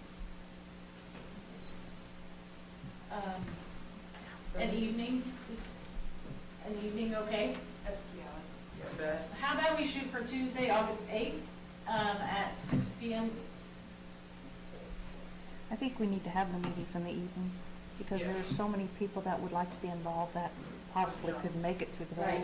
And if we find people that want to volunteer that can't make that meeting, we'll have, we've already got somebody that's already ready to, have meeting minutes set up and scheduled for us, because I actually got a copy of that from our unofficial meeting that we had last weekend. Okay, so the first meeting, August 8th, Tuesday at 6 PM, okay. And that is for the Old Mining County Committee or the Parks and Rec? Parks and Rec. That's with the Parks and Rec and anyone that wants to be involved in Old Mining Town Days. Okay. One meeting to General start. meeting. It's just, Todd and Tara know if I see them too, because they please, said they. that'd be great. Yeah, I think once we get this established, we'll make sure it's posted on Facebook and the website. I'm making We'll a try note to- right now to do I'll try to make that. sure that we let people know on August 5th at the senior committee meeting. I know I jumped ahead on that, guys, this train's moving forward. So, I don't wanna can wait you it double long. check to see if the community Yeah, I don't wanna building wait. annex will be available for us to have a meeting? On the 8th? Yes, ma'am. And once you let me know that, we will get that. Okay. Do Okay. you want upstairs or downstairs? Do you want the big room? I think upstairs would be better. Because we want a big turnout, so anybody that's listening and watching this now, August 8th, 6 PM at the annex, anyone that wants to be involved in any Parks Department committees, ballpark committees, Old Mining Town Day committees, and senior center. And we will break up into groups if we have to, or it might just be a long meeting, we just discuss, and we'll just allot 20 to 30 minutes per discussion, find out who wants to be involved in what area, and we'll break off from there. And I'd like to ask if we could have Christy McGee be our, committee chair for that? Do you want that here, or do you want to go with the whole thing and have like a vote with your group and then bring it back to us? Yeah, we can do that. So that you guys can- Yeah, sure. We want everybody to feel included. I think that'd be good. Okay. All right, number 5, discussion, supplying sewer to new homes. We just, that's just kind of been thrown back on old business just to remind us not to forget it. We are not ready to prepare that or to discuss that right now, so I would entertain a motion to postpone that to 8:25. I'll make a motion, we postpone number 5 to 8:25. 8/24, Yeah, 8:24? August 24th. 8:24. Okay. Okay, so Gabe's made the motion to postpone supplying sewer to new homes and put it on the agenda for August 24th. Second. Bill has seconded that. All those in favor? 4-0. Okay, number 6. Do we need, let's don't do each one of these individually. Number 6, number 7, and number 8 on our old business, 6, 7, and 8. All of those are up to our attorney. We do have a new attorney on board. He is working on these things, and he is not prepared for this just yet. So I would entertain a motion to move those, postpone those. Postpone those to the last meeting in August. Okay, Bill has moved to postpone number 6, 7, and 8 on our agenda to August 24th meeting. I'll second. Doreen seconded that. All those in favor? 4-0. Okay, we're on number 9, City Home managing the community building rentals. We've discussed this a couple of times. They already have a set plan. August 1st, all rentals go through City Hall. Our new title, our new clerk. city clerk. The utility billing clerk, yes, at the Okay, front utility window. billing clerk. She is going to take that over and keep that organized for everyone. I did have a question for the council. There's a lady that's interested in doing Zumba here, and we don't have, I know, right? We don't have a hourly rental fee right now, so I would entertain us discussing an hourly rental fee. So what's the fee now? I mean, just the normal fee? Depends on which unit that they're talking Well, the about. gym, It's, the gym is 50 for a 5-hour time slot. What's the rest of them? Just out of curiosity. The community building with the full kitchen is 75, and then the senior center is 50. Thank And you. at this time, there is no deposit required, but we have discussed the fact that that ordinance probably needs to include that there is a deposit. Yes. So for 5 hours, gym's 50, annex 75, senior center's 50. I would say, and this is just coming from the last person who did the Zumba classes. Once in a while, she would use the annex or the gym. If the gym was filled up with basketball players, I think we had to switch things.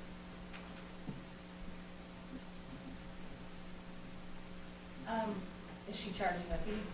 Yes, she would charge a fee. I let her tour the annex. Didn't take her into the gym because it's a gym. She's sort of like a gym. So she did discuss that she would charge a fee, and she would like to do Tuesdays and Thursdays for 1 hour. I think she said 6, but I'm not 100% sure. And then she said it would start in September. If somebody needed to schedule an event for 5 hours, would she be willing to reschedule hers? I don't know her personally, so it would Okay. have to be something that you have to discuss with her. Yeah. And I did discuss, well, what if somebody's in the gym and there's basketball players, are you willing to switch sides? And that's why I showed her the annex, and she said, yeah, she would be willing to go from there to there if necessary. But I don't know about rescheduling forward. That might be a question to ask her. So we're basically talking about 8 days of the month, or for an hour.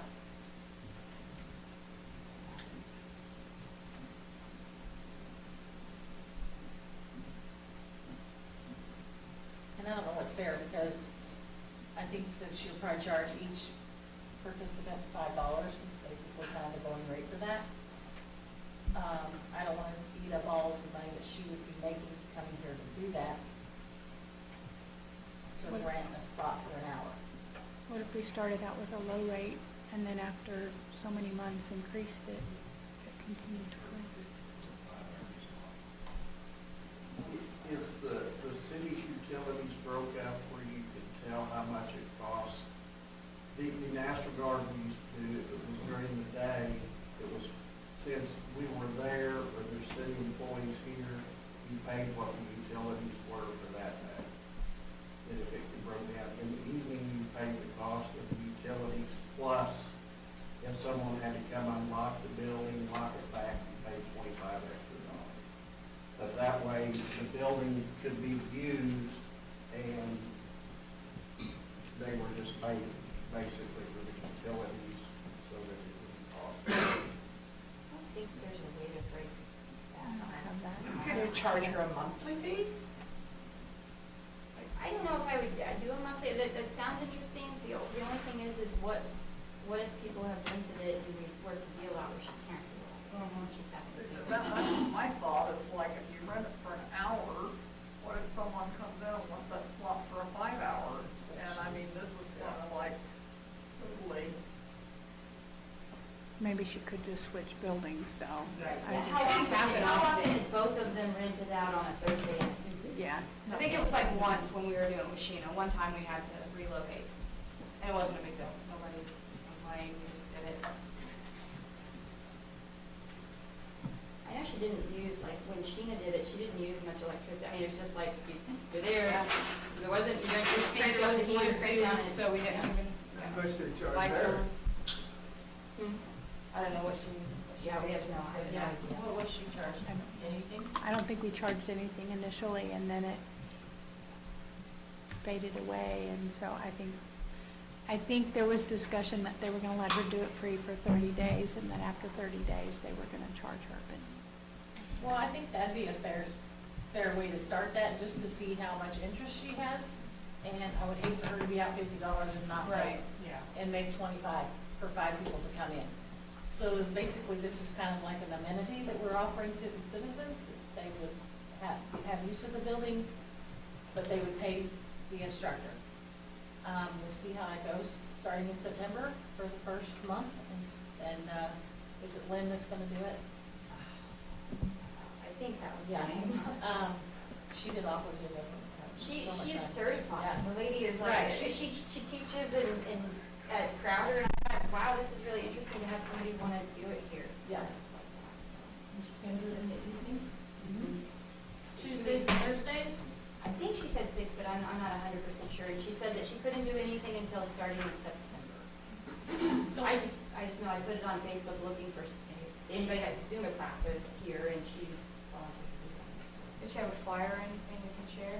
I asked her about that. I said, are you going to need assistance building people, getting them in? And she said that she has all of, because she's certified Zumba, so the Zumba actually provides all that stuff. She said she would put it all out there if the council came to an agreement. That's what she said. I mean, it would really benefit the citizens too, like, somebody to keep in shape. Yeah, but you're going to have to get the word out. Yeah. Yeah. And that was another thing, somebody made the comment, well, I used to do that here and we never had people. I didn't know anybody besides Sheena ever offered it. I've been here for quite some time. And we always got quite a few. Yeah, we did. I told her there was at least 5 or 6 each time. So, Well, I'm gonna make a motion that we allow some Zumba classes to be started in September with no rent to the instructor. And after September's month, we will revisit this. so you want to add it to the agenda, the last meeting in September? Add to that agenda? Okay, so Doreen has made the motion to go ahead and allow the Zumba teacher to utilize our community building for free 2 days a week throughout the month of September, and add the discussion on the very last meeting in September to revisit it. And Bill has seconded that motion. All those in favor? 4-0. But if somebody wants to pay money, they can like sell the evidence, like sell it. Well, We'll move adjust the location at that point. She'll come on down. As an as-needed basis, yes. That would have to be. Well, you got ordered tiers, right? You could start in the gym, then go to the next one. It would work in that ambulance. Wouldn't work in the senior center, so I would say they would probably need to be renting the senior center during that Heck, period. if it's nice enough, you can do it outside. You know, Yeah. Okay, new business, discussion of moving court. Mr. White is here to assist us in this discussion. You said answer questions, shoot, and I will try to answer. Okay, counsel. Pros and cons. The only pro, Lon had mentioned this, anyone I've talked about, is once a month, once this is all done, the city gets a check. The cons, the city still provides a prosecutor. If any officers are required to testify in court, they will go to Neosho, so we could have all 3 police officers in Neosho at the same time, no one in Granby. Court costs, every ticket processed through the Granby court, we get $12 per clerk fee. What we would get if it moves to county is $2 back for our law enforcement fund, and 37 cents, I think, was, I can't remember, I had it wrote down somewhere and I haven't looked, but it's 37 cents, $2.37 per ticket is what we get back. The big thing I see, and I can't remember, someone asked me, it's like, okay, are you wanting to keep the courts in Granby because it benefits you? No. May of 25, when my time's up, I'm done. I will not file for reelection. So if you can think of someone, if you keep the courts that wants to be the judge, we need to start looking. But I think what happens if you take it away, you know, Tuesday we had court, there were 2 people that walked to court. They're not going to walk to Neosho. You go to court, you come here, prosecutor sits over here, a parent comes in, someone comes in, you know, sir, you got a speeding ticket, could I talk to the prosecutor first? Yes. All right, you go to court in Neosho with a circuit court judge, you're going to walk up, sir, what's your name? You tell him you're here for a speeding ticket. Sir, can I talk to the prosecutor? No, you should have done that before court, you can do it after. If you want to talk to him, I'll enter a not guilty plea, you can come back next month. But if you call the prosecutor, the city of Granby is going to pay for that phone call. If you talk to him, I think what minimum billing is 15 minutes. Yeah.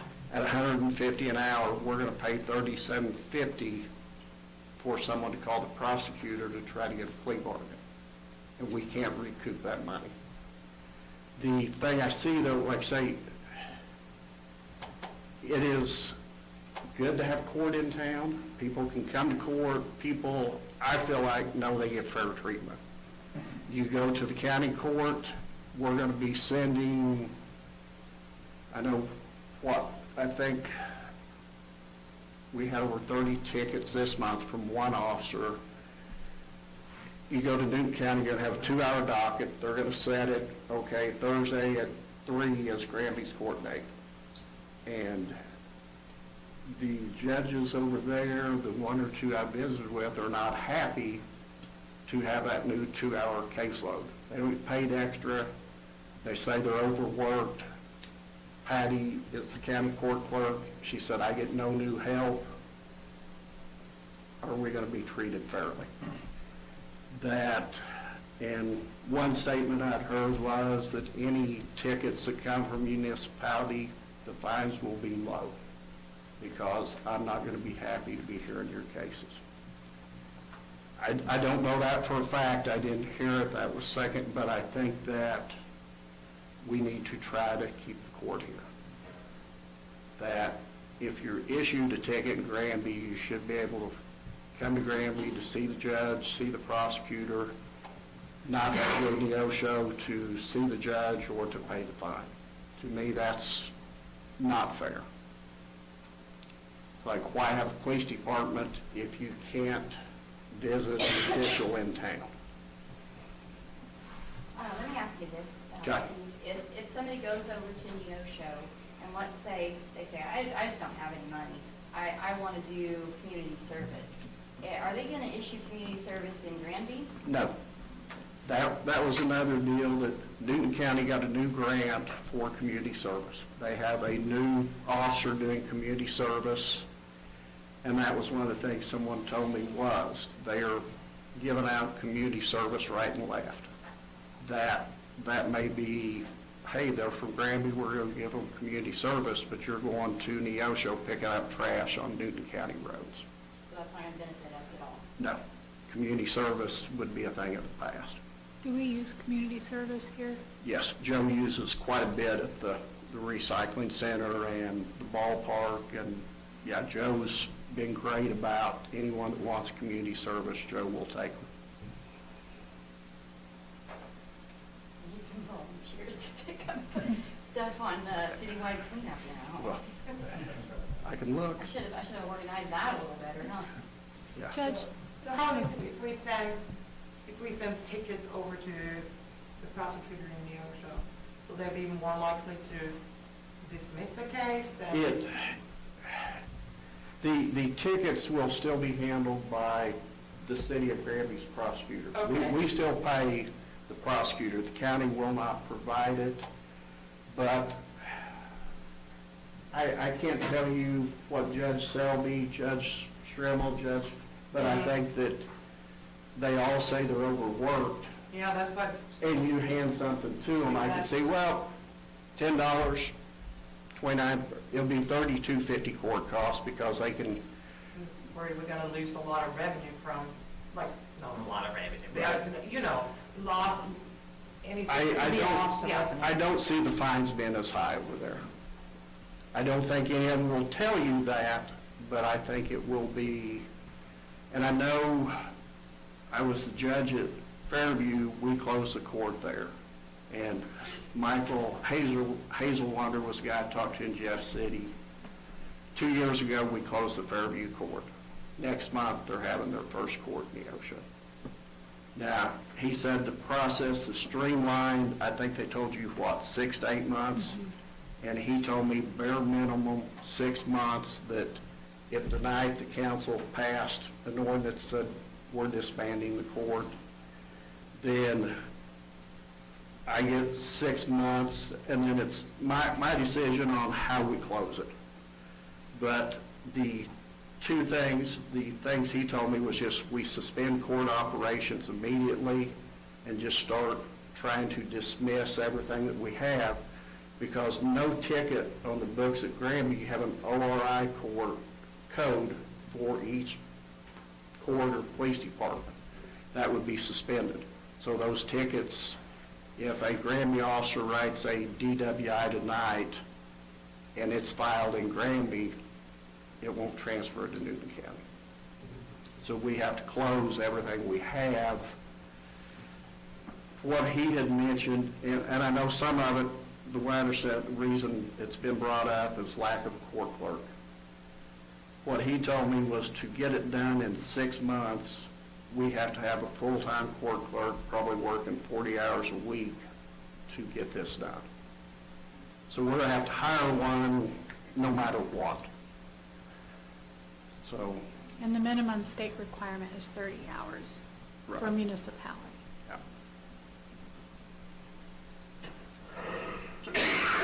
What you're saying, Steve, also is that affects the nuisance abatements too? Yes, very, very much so, because I know me and you discussed that. Newton's abatement, if they come to you as there's not a settlement, they come to court. I give someone, when they come before me, 30 days to clean it up. Come back, if it's cleaned up in 30 days, we'll figure something out, but you're not paying a fine, court costs, probation for 6 months, so you keep your yard clean for 6 months. If you go to Neosho, I can see it, okay, $100 fine, next. They're not going to care if your yard in Granby gets cleaned up. None of the judges live in Granby. Judge Selby's the closest, and he lives outside of Stark City. Yeah, and So- what you're saying is if we rolled out any of them right, like if we disbanded, if we rolled out any of them right now, it'd be 6 months before they even addressed an abatement. No, they would be refiled before they would, because they would be on a Granby ORI, so they wouldn't even hear them. We would have to dismiss them all. Answer your question earlier. So you would they would be dismissed and then refiled? No. Okay. That was one of the things that they cannot be refiled because they've been filed under that. The only thing we can do is, like I say, is not file. As he said, that at the you said worst, that. I'm sorry. worst case deal is you don't file any new charges, and that was, For 6 months? yes. Well, the three things he told me is like, for the prosecutor said, a judge, you suspend court operations until the transfer is complete. Prosecutor holds off, filing any new tickets was an option. The third was that, let me find it on here. Nothing but warnings are written unless it's a felony, and no tickets are issued until the transfer is complete. Was, like I say, none of the options were, to me, favorable. It's like, no. So, like I say, any questions I'll try to answer, but that's most of the research I've found. I feel like we'd be shooting ourselves in the foot, especially trying to get the abatements and things going. Well, That was and my now- thought. And now that we have it posted in several places that we need a court clerk. Yeah. Now we can generate some interest in someone that, Did we get that put in the, yesterday? Yeah. And then I did have somebody pick up an application today, too. Good. Good. So, Maybe it's Well- just qualifications for those. I saw it posted on Facebook. I attached the qualifications under our ordinance. It's an ordinance, and I attached them underneath it. A lot of that is just put the news out there that we're looking for one. Generally, people call the thing and ask, for the packets and what have you. So I was. did you talk? I found it interesting that they were asking me all those questions. I'm like, I'm just posting that there's a job opening. You need to apply at City Hall and ask those questions. So, but I did attach the ordinance that says what are the qualifications for. And I'll try to make sure I do that again without them asking.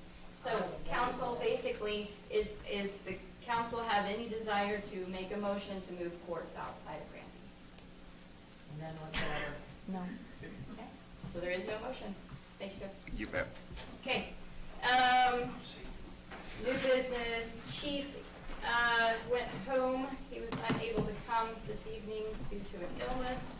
I'll do my best to help him out. Mr. Dennis, can you explain this police protection intermunicipal agreement?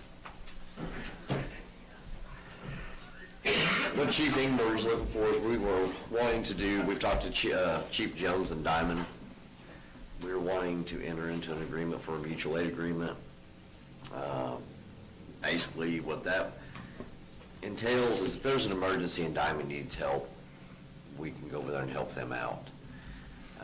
That doesn't mean leave an emergency here to go help them out, and it is also at our discretion to go over there. A lot of the reasoning for this is there's been quite a few nights where I've gotten into something and county was busy and it was going to be 20 to 30 minutes where I got a backup officer. Well, we've got Diamond 5 minutes away. I just think it will help both cities in the long run having a mutual aid agreement. We can help each other out in emergency situations. You don't have to respond, and I think it's Section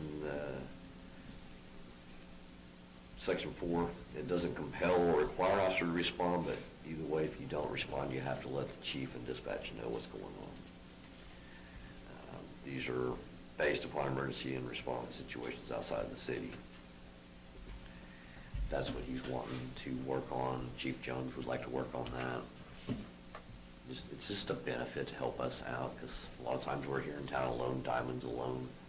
Do you know what Diamond worked on this?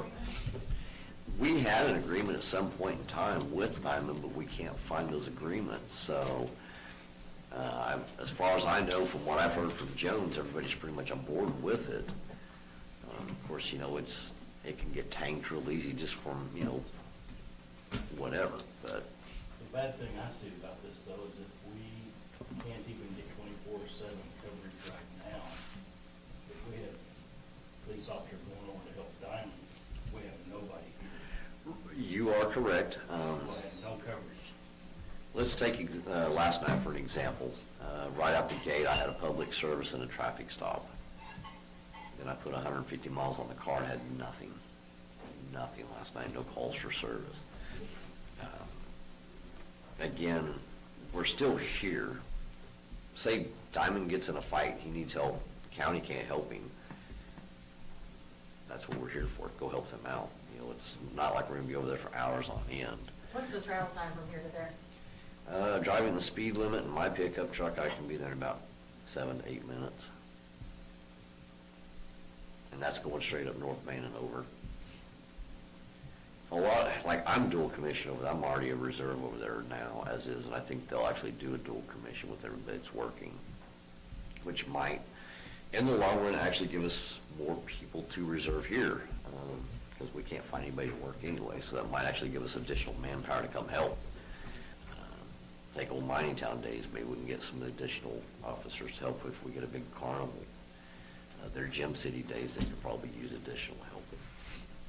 It's What does it take to get the highway patrol to help you? What kind of emergency? Last time I seen highway patrol here was when we had a foot pursuit, which was a couple of weeks ago. And that's been a while back. They go home, I think, after 1 or 2 in the morning. I think county had only 3 deputies on last night, so. Again, it's just, as I look at it, we all have tools. It's nice to have the tools, and I'd rather have the tools and not ever need them as to need the tool and not have it. And I kind of look at this as an additional tool that we may never need it, but it's nice to actually have it and cover ourselves if we do need it. And a lot of it I see, it's probably going to be more us calling Diamond to come here and help us than reverse. I mean, they just do a lot of traffic over there. We seem to get all kinds of stuff. What would, I'm sorry. If no one's on at Granby at 5 in the morning and there's an emergency, is Diamond gonna answer that, or is it only when it's a mutual aid if the Granby officer? Me too. That I don't know. If it's an emergency and they need an officer now and county is not able to get here, they will usually call me and say, hey, get up and go to this call, and I will usually respond from where I'm at. Okay, that's. It's my understanding that they'll still, county would be called first. Yes, they would be called first, That's but my understanding when Rico was talking to me about this. What's the liability to the city? For example, something happens in Diamond with one of our officers. What would be the liability Or for vice our versa, city? if they were doing something Exactly. to their officer. that is not an answer I have for you. I don't have an answer for that. Okay. I'm not sure what the liabilities would be on that. And I don't know if it talks about any liabilities in here.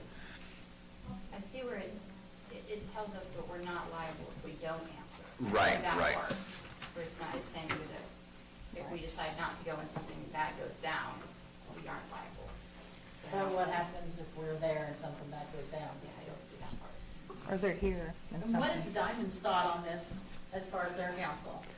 Have they been approached with this? I don't know if Jones has approached. I know there was an agreement previously years ago, but can't find it. I know Chief Jones is all about this. I don't have from his mouth what their council thinks about it. And who pays that officer if they leave our jurisdiction?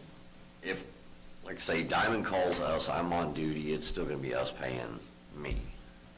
Same thing if they respond here to us, Diamond's gonna be paying them. It's, Because it will be their officer on duty, or our officer on Right. duty that responds. Right. So if something happened and nobody was here, would you go? No, because you're not on. Right. It would only be when I'm on duty. Now, of course, with me being a reserve over there, if he calls me and says, hey, we need help over here under the diamond colors, I'm gonna go help them if I'm not on duty here. And they'll pay you your reserve fee. Right, right. I still go back to what Bill said, that leaves us with nothing, and who knows what happens. I mean, I know I like the help your neighbor kind of thing. I appreciate that. I can appreciate that. And I know you said that Diamond would probably be helping us more, Mhm. but, I mean, who's to say how that would fall into place? And again, I'd rather have the tool and not need it as to need it and not have it. It's liability not to go, it's, like he says, it's a tool. I mean, you gotta put your steer on in the reverse. Like, we've got an officer here by himself, and he needs serious help, and Diamond's the only one available. The county won't help him. If he calls somebody, the county's gonna be going over, the county lives over there, so. What happens now? What do you do now? What- Wait on county, what to do. Well, if you get into something and county's busy, you hold out as long as you can until somebody can get there to help you, and hope it's not too late. I mean, that's the reality of it. I had to wait 15, 20 minutes the other day when I had 5 people out of a vehicle and 1 gun. But, I mean, it could've been a whole lot worse. Right. At what point do our first responders get involved in this? At any point? First responders as in like firemen? Well, they don't go to these calls. I mean, they're not gonna put their, We will, which I have in the past, I pull up a block away, because we're not allowed to get in. Yep. Okay. It usually comes down to situation, especially like me and my truck with Lights. lights and stuff, or circle a block, or park where they can see if we are out. But it, and it,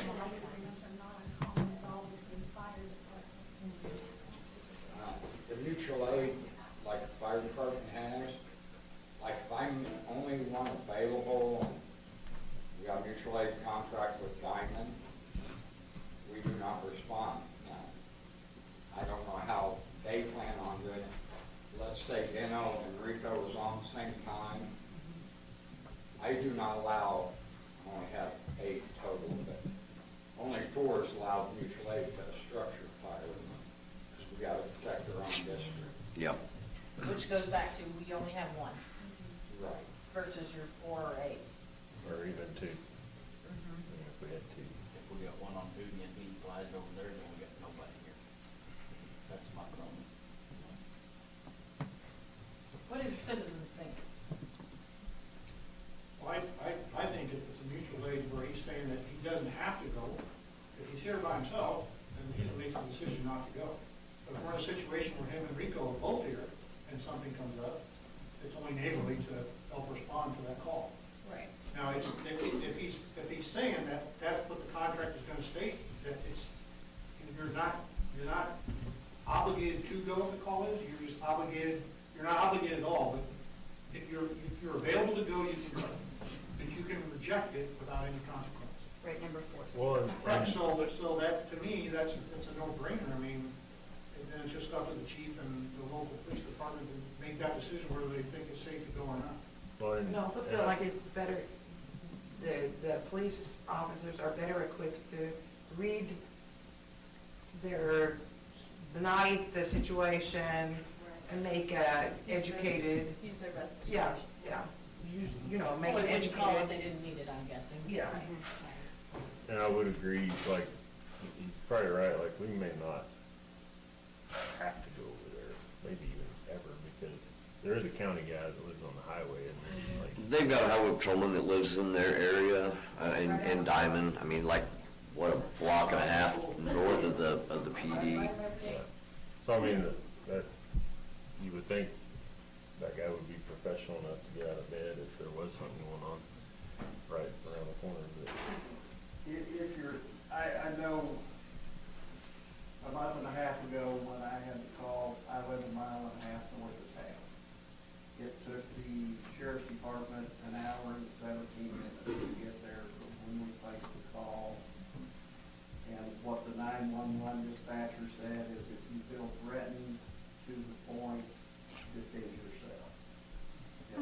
what happens, like if our alarm, somebody sets off the alarm at Simple Simons, sometimes it's hours before Yeah. anybody responds to that. So in the event there was an actual intruder. And it's not their fault. I mean, I'm not saying it's bad when you have 5 deputies covering all of Newton County if your shift's full and 3 are in Seneca. It's hard to get to Granby or Diamond in a hurry. Yeah, like they had 3 yesterday or last night, so one was north, one was south, and one was float. And in theory, depending on what's going on in Seneca, the float and the south car is pretty well tied up, so you have to rely on that north car to come down here to help you. Again, it's just another tool that is there. Again, hopefully we never have to use it, but it's nice to have it. It's very rare that we have 2 officers on duty. We do have an overlap. By our scheduling, we do not have enough officers to have 2 on duty very often. I do know that much. I've worked with the scheduling. We're covered, but.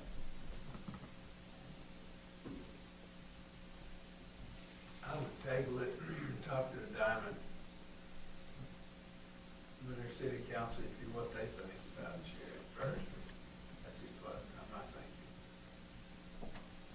Maybe see what the liability is. Yeah, between both, who pays for what, whether you got a bad shooting on here with one of our deputies. I know at one time, the sheriff's department wanted to deputize all the Granby policemen. And it was, the sheriff came over and they wanted Granby to pay for the liability insurance for Granby to answer the county's police calls. And that's what they said, hey, if we've got someone in Joplin and someone needs help in Stellon, you can get there quicker. Well, who's gonna patrol Granby? Well, we'll get to Stellon and you can bring your officer back. So it wasn't a good deal for Granby. And I'm for the mutual aid, but I want to see if a Granby officer shoots someone in Diamond, does our liability insurance? Yeah, that's the question there that I would have, is even though we would be dual commission, how would That's that? the only thing I worry, or if you got shot in Diamond. Right, in Granby colors, how does that work out? Yes. So basically, what you And- guys suggest is that we table this, check on some of the liabilities. Like you said, if you're a Granby officer in Diamond and you get hit or you hit someone else, what's the insurance, what's the process? And I'll reiterate this, I have that note here to send anything else for liability insurance. and I would reiterate this, Steve, you can back me up if you want. If I hear Diamond officer screaming, shots fired, he needs backup, and they ain't got county close, I'm gonna go anyway. Same way. I'll take the repercussions of the council later. I think 90% of the officers are gonna be that way. If they hear an officer down, they're going. And that's just a brotherhood thing. It doesn't matter. You know where I'm going with that. It's better to take repercussions than going as to not do anything and. Ask for forgiveness. Right, yeah, one of those situations, so. Okay, well, I would entertain a motion. I move that we table this until we hear from the liability insurance people. Okay, so Bonnie has moved to postpone this until we hear back from the insurance liability. I'd like to amend that as well as finding out what Diamond's concerns are as well. And can you set that for a specific date, so we don't turn it down? How about that August 24th, is that, Bobby? That- Is it a month? That'd be fine with me. So Bobby's okay with postponing that. And Lorraine has amended it to add in asking the Diamond Council. Do they have it on their agenda? I don't know if they've got it on their agenda yet. I talked to Mike yesterday. He was discussing about getting it on the agenda. Well, can you follow up on that? Have you already said, do you want me just to call and you can discuss that with their mayor, or? Yeah, okay, I'll call their mayor and talk to. Who is their mayor? They just got elected, and I don't remember what the name was. Okay. Okay, do I have a second to that? I'll second that. Doreen has seconded that. All those in favor? 4-0. Thank you, guys. Thank you. Thank you. Okay, new business number 3, tearing down the old PD building. You guys are about to get a dangerous building notice if it doesn't get torn down. So let's discuss the options on how to remedy that problem. Tim? Yes, please. Yeah, come on up. Right center, buddy.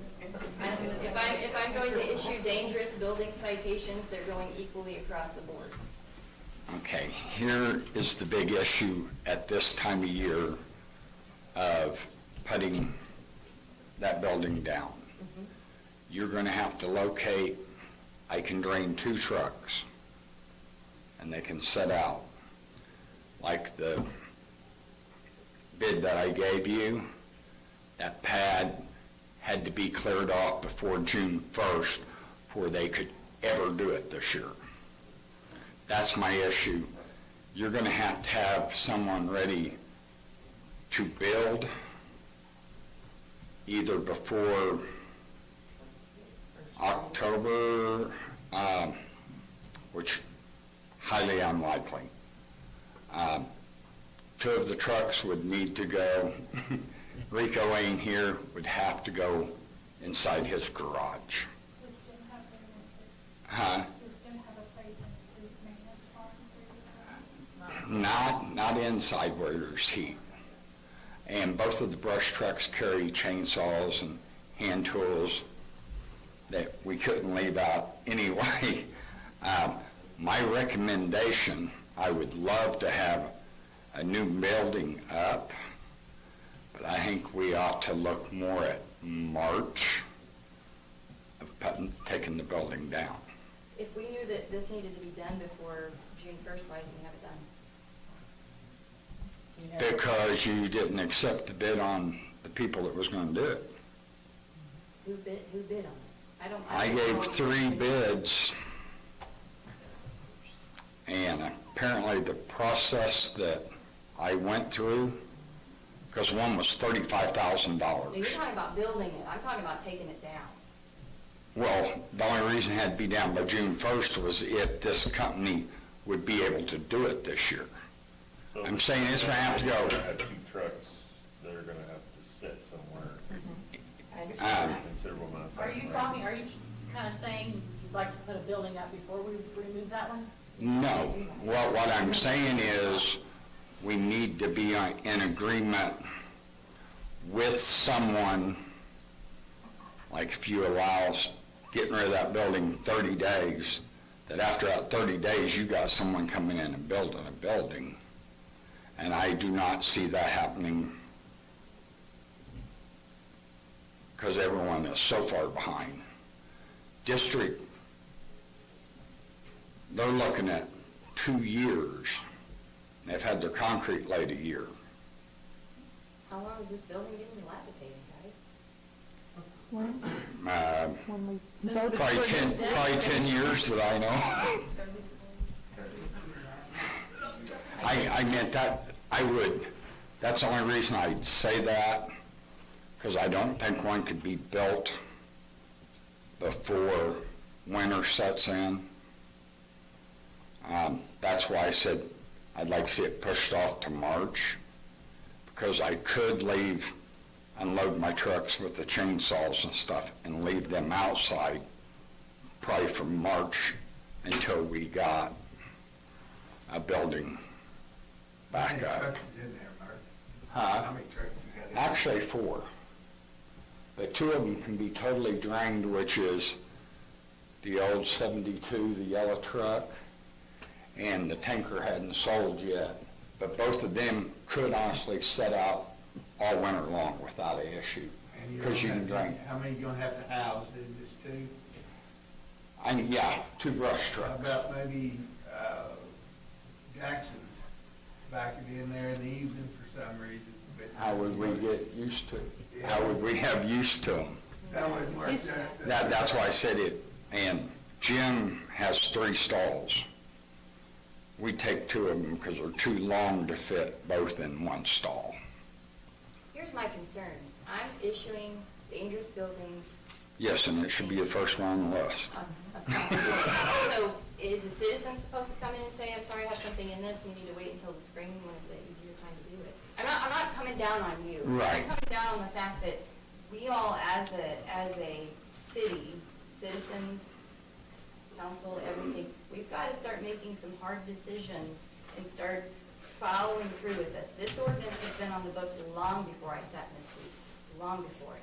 So I get that I'm the one enforcing it. Unfortunately, I have to be the person coming in and doing it, but I would not have no issue if Rico didn't have an issue, because I do have his code. But I need them 2 trucks in there, and then we could tear down tomorrow if you wanted to. I'd say figure it out, we're tearing it down. And how are you going to tear it down? City, or are you going to bid out to see if someone will tear it down for the garage doors and the tin? And that's one thing I did talk to Jim a little bit about. Jim said that he would entertain somebody coming in and taking the metal and stuff, but if we do that, I would recommend having that person put a deposit down. They come in, they tear stuff out, they have to take it all. Right. And then once they clean it all up, they can get their money back. Otherwise, we keep their money, and then we use the rest of it for Correct. cleaning up the mess. We have to.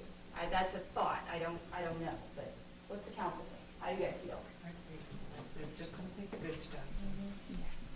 And maybe I'm overstepping my position to say, I mean, I am the building commissioner, and maybe I'm overstepping and saying I'm gonna give you guys a 30-day notice.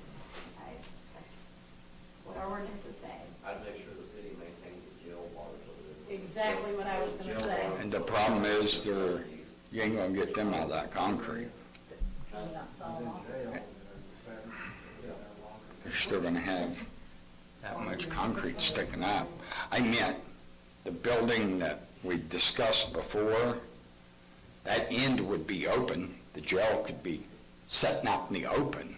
That'd be kind of cool. I mean, because the building we was looking at was a shorter building.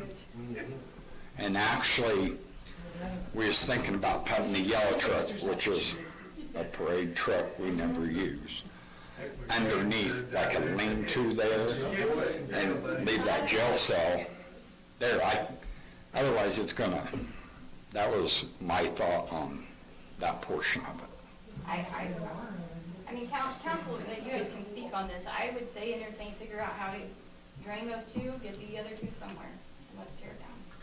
Why do you have to tear it down if you think it can just put a kid up on the No, we had It's not salvageable. It's not salvageable. We had a guy come in and tell us that it was not worth putting the roof on. Right. And the mold had took, So he probably doesn't need to worry, I mean, he needs to be able to move them, but we need to figure out how to get down first, you know, but he can move it in a day. well, and then you gotta, I'll bring this up, the electricity will have to be moved, because the diesel pump that we all use is connected to that building. So when you bring it down, Liberty's gonna have to be somewhere to put the pole or whatever, so we have our diesel pump. Unless you wanna run an extension cord from Jamie's office across.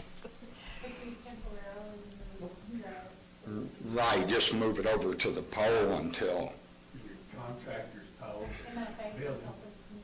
Put the Yes. tree out there. but that would have to be done before, otherwise we lose our diesel pump. How much of the demolition can you or city guys, Rent us a dump truck and we can get rid of it all. seriously, Seriously, take it to the recycle center? yeah. They'd have to clean it up a little. Do you think the metal and stuff, what do you think? It's galvanized tin. It truly is not today's sheet metal. Okay. But it's poundage that they could get at the recycle center. Huh? It's poundage that they could count at the recycle center. Yes. and we could burn most of the rest of it in the burn pile out there. Could sell the garage doors. One of them on that. Yeah, can one go at the park? Or is it If too it's far? a 10 by 10 door, yes. We already have one for the dog park. We just haven't installed. What about reusing those garage doors? Are they- They're gonna be, if we're looking to the future, that one that I had set was 14-foot doors so that any of our equipment could get in there. Even if their building gets built, we still have, I got equipment scattered down City Barn and, Is Richie's done yet? huh? Is Richie's, No, they're still trying to find a contractor to, don't listen to me, Chad. They built a pad on the whim and never, they wanted to do it in 2 stages, but basically it's just not coming together as they wanted it to. not even Okay. close. So that's not an option to put those there. Right. Okay, so if you do the demolition in-house, how soon could you get a building put up? I would say it would probably not be this year. I could call Garages and More. Yeah. They was one of the bids, and he bugs me every week about it.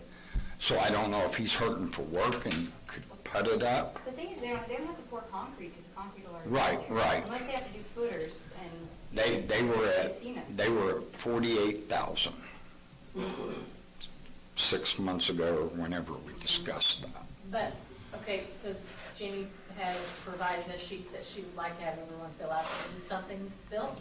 Would you be able to fulfill that and get that fixed as far as electricity, doors? The electricity, the doors you'd have to have, they would put in.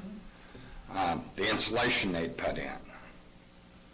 We have electricians, I have one on the fire department, which is also a city employee that done it for 5 years. All we're gonna need is lights in this building. We don't need water at all. So the project list that she's discussing, we set up, it'll go from top to bottom, it'll describe all of what you're saying out loud to us, we'll put it in a document so that we have the exact cost of what we're going into and be prepared to get it completed is what she's asking for. So do you need that sent to you again? You will need heat. Huh? You will need heat. Right. Which our gas company, I can get a price of a heater, but our own gas company can put it in. I'm thinking, same way with electric, you know. The only thing I need is the building shell with insulation, and then the rest can be done in-house and save quite a bit of money. And you said you had bids for these previously, Right. so if you could come up with that, bring it to the council, we could move forward Probably on not this. good anymore, is it? No, that was 6 months ago. And the one was, actually Garages and More is a wood-built barn, I'll call it a barn, where the other one was pure metal. And the metal one was 35,000. But they were the ones that we had to put 10% down and have it down by June 1st to get it on their books for this year. Okay, so let's clarify. If you have the demolition in-house, and then you have a place to store the equipment that is being housed in there now, you can relocate that, correct? Correct. But you don't feel like you can get anything established until next year? Well, I can't. I will have to talk to the contractors, because I imagine that was 6-month-old bids. It's like Gene's deal. I look for none of them prices to even be the same. Yes. So, I just want to clarify that when we got those bids previously, the council couldn't vote on those because of the way they were obtained. Obtained, the way I So, obtained them. Yes, and so what we need to do is, even if we think it's going to be a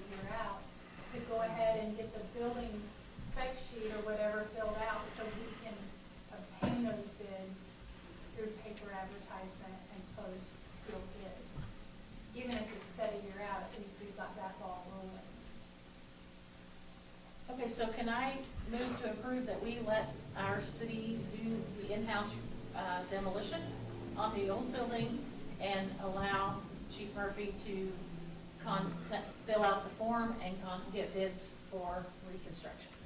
Okay, so Doreena's made the motion that the city itself does in-house demo of the building, removing it, and Chief Murphy fills out the, what it's called, the building, the completion Specs. list, the specs for the building, and seeks bids for that. Correct. Do I have a second? I'll second. Okay, the second that, all those in favor? 4-0. Are you good with that? Yeah. I do have one question. So what you're gonna do is you're gonna figure out where those 2 trucks are gonna go. The other 2 can be drained and sacked. Yes. And then demo. Yes, after the electric You Liberty. said tomorrow. But then there is expense because you do not, it take 1,000 loads on the little red truck. You will have expense of Trailer rental. trailer or Gondola, put it out. a dump truck. Yeah. I mean, big,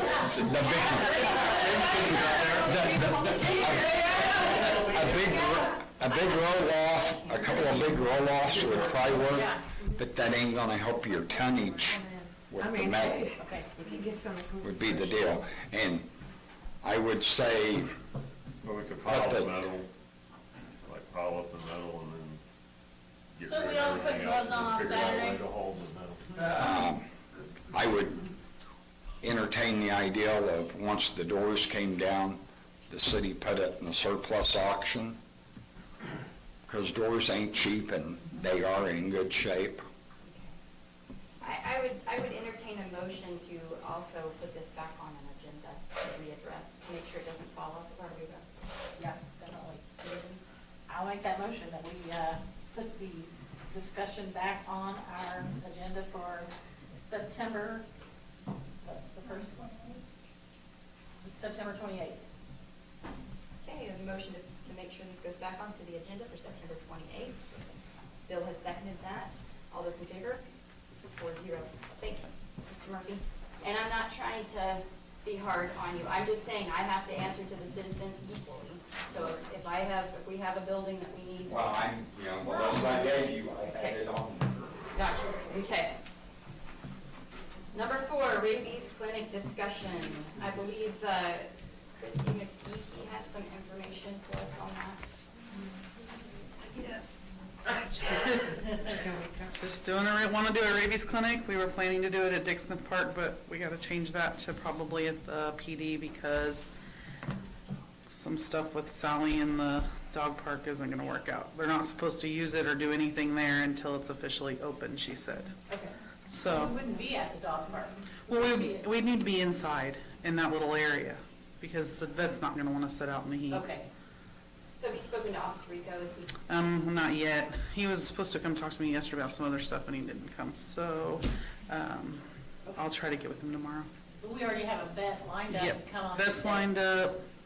Yeah. We used to do the rabies clinic, pull the trucks out. and If you're willing to let us do that, that'd be great. That way it's easy to clean up. Yeah, that'd be great then. So August what? August 12th, 12th. at August 8 12th. a.m., 8 to 10 a.m. And you're willing to do that? That's awesome, thank you. I'll give you my phone. Would you say you're busy that day? The money, we got everything pretty much donated.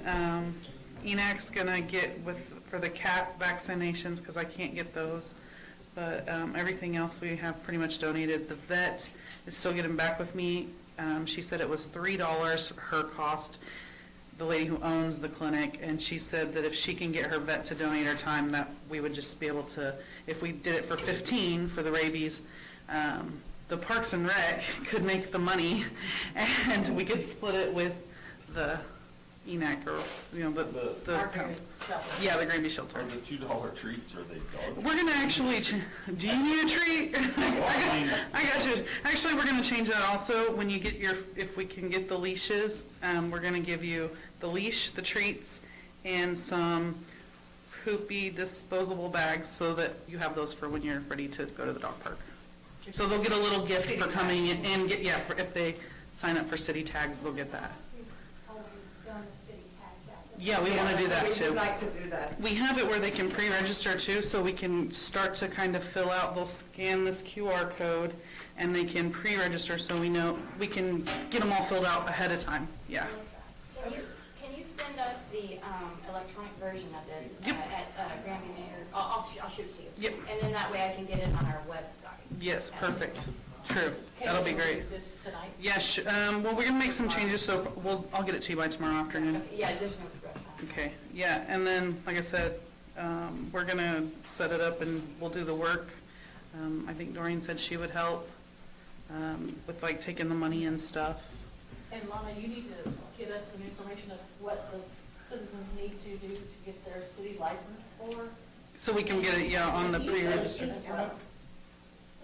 Can I ask a question on that, so you like the license for the pets? So it's $1 a year, No, we changed that. I just paid $1. Oh, Today? No. should've waited. Earlier this Last week, week, because the earlier ordinance this Friday week. changed it. Okay. Friday? What is it now? That's Friday. It's gonna be 5. They're good for January to December. Right, so my question is, though, can the council think about changing that and making it like some of the driver's license where you can do like 5 years instead of 1 year?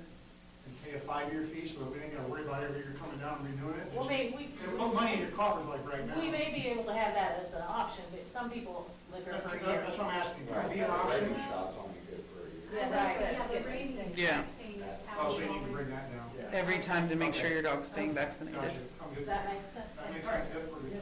I think that total it was gonna be $50 if you did everything, and we're talking about maybe giving them a price break to $40 if they do That's everything. so. microchip and everything, correct? Yeah, we're gonna microchip them, we're gonna give them an enrollment form so they can enroll their microchip for free, because if you don't enroll a microchip, it's useless. But, yeah, so I think it'll be a good thing, and hopefully it'll help Catherine locate, if the dogs are microchipped one and registered, we're gonna have a lot Do less we have fun. somebody there to like help them type it in real quick, or? It'll be a sheet that'll teach them exactly how to do it, they'll go online and do it. Yeah, and we can always tell them, I'll help you. I do too, yeah, several. two, so I mean, So, that's good. One on each hand. Yep, so, my company actually is sponsoring the microchip, so. That's great. So there's not really anything to vote on. No, but I would like to say thank you to this group because they went above and beyond trying to locate all this information, finding a vet and twisting their arm to help us out. That was the hardest part, because nobody wants to. Yeah, they are hard too. And actually, Yeah. thank you, Murphy, for letting us. Yeah, that'll work very even much. better, so, yeah. That's great. So once we get that out there, share on social media. make Yes. sure that- And we're gonna put Everybody in there. we're gonna put these flyers at some of the businesses too for people who don't use social media, so that maybe hang one at all the businesses, so, and at the city hall, so. And I know that this is coming like short notice, but it's what we can get done. Yeah. And the quicker the better. Let's Yeah. get this, and hopefully make it a yearly event. Yeah, We'll try. Make sure that you put one up on the senior center for our community breakfast for people to see. perfect, yes, ma'am. Okay. Well, maybe we could figure out a prorate to do that, or this year, finishing out this year. Maybe we finish out this year for the $1, and then you guys work, next year it would be, and we could even try to shoot it for January. If we are going, do you want to, what? If we could shoot for January next year of doing the clinic, so that way, first of the year, they're getting their rabies, they're getting their Oh, okay. city tag, but for now, yeah. I think February, March. Okay. Okay, great. Okay, yeah. And as long as Danielle's clinic stays open, she said she would help us, so Awesome. we're gonna try to send her some business too. So what you're saying though is if they keep their rabies vaccination tag now, when they go in January to get their new one, then they won't, because you can't do the rabies again now. Yeah, but their rabies their tag will have the date and it'll be up to date still, so they should be fine. But if they didn't come to this one, we'll have a vet for this January where they can get it updated. Okay, gotcha, okay. So I think that's it. So do we need to vote on a prorated thing then, or what do we? It's already in the ordinance and it hasn't been approved yet, so make the change. So it's $1 right now? Yeah. So there's no reason for prorated. Yeah. All right. Okay, thank you. All right, thank you. I'll go back in. Number 5. Oh, I think we should just wait on that until the committee's the second one. I mean, we could get it out there, I guess, that we want to do. We've done holiday things in the past, and it's not really ever benefited the city. But if we do it through, again, Parks and Recreation, anything that's made there is going to go into the parks. So we wanted to do a harvest block party at the park. We got a whole list of things that we're wanting to do at that block party. Face painting, games, trunk or treat, and then in the evening, movie in the park, where everything will be free except for the concessions for the movie. That's where we make the money for the Parks and Rec. And they've also discussed a scarecrow contest? Oh yeah, for the businesses to get, maybe they put in $10 to enter this contest, maybe they don't, maybe they just, so that each business does a scarecrow, we'll vote on it at the event and who can win. Movie in the park. We're working on the licensing already too, so. So the city has that license. I wonder if we cover that. We probably should, We could discuss that. can I come by and talk to you Monday? Well, not this Monday. October 21st. It is the same day as the Maple Leaf, but our event is in the afternoon, so we think it won't really. In Carthage, it's a huge thing. We didn't realize that, but it was the best date we could think of. Everybody's going to have stuff going on in October, fall festivals. Ours is in the evening. We don't think it'll collide too much. Yeah, because people go to the parade in the morning and stuff. So are you guys gonna have, cameras and hot dogs and chili cook-off, or? we did think about doing chili cook-off too, but and it might interfere with concession sales, but maybe not. But chili cook-off would be fun too. Sell the chili? Yeah. True that. Chili dogs. That's a good idea. Because we did talk about doing chili dogs, so, in our concessions. And that, you're talking about the scarecrow, that's something they did for Old Mining Town Days years ago, is the businesses, the people dressed up in Old Mining Town Days costumes, and then they handed out a plaque for whoever was the best Keep that dressed. under your hat for our old Nighttown Day meeting, sister. I think that would be fun too. I have the plaque because the post office won it. I think that maybe the Neosho Fall Fest, they do some sort of scarecrow contest, I think, too. Maybe that's where we've seen it. I'm not 100%. They have in the past, but I haven't seen it for a couple of years. I think it would be really fun. Is there gonna be one? I think we should. That way Parks and Rec makes money. And that goes to things like the Mining Town Days, so, where we need lots of funds, so. Yeah, these events are being put in place to start raising funds for the For Parks and Rec. things, yeah. If we don't have anything that's actually fundraising for that, we're never gonna build. We're never gonna build it up. I'm just gonna say this, I think that our, community breakfast will fall under. Yeah, they'll Parks and come Rec. for sure. Definitely like we have in the past. That's why we kinda wanted to get it tonight, get it under our belt so that we could get it out there and, Dog bounties, shelters getting yeah. this month's, but I think that we need to designate the. Because they could still come do vaccines, they don't have to get a city Pick tax. one specific thing, like, let's say, like, just an axe or what have you. The rest of it could go beyond to those kind of things too, if you still wanted to do small fundraisers for departments. And Yes. Yeah. Yeah, so that's a good Yeah. idea too.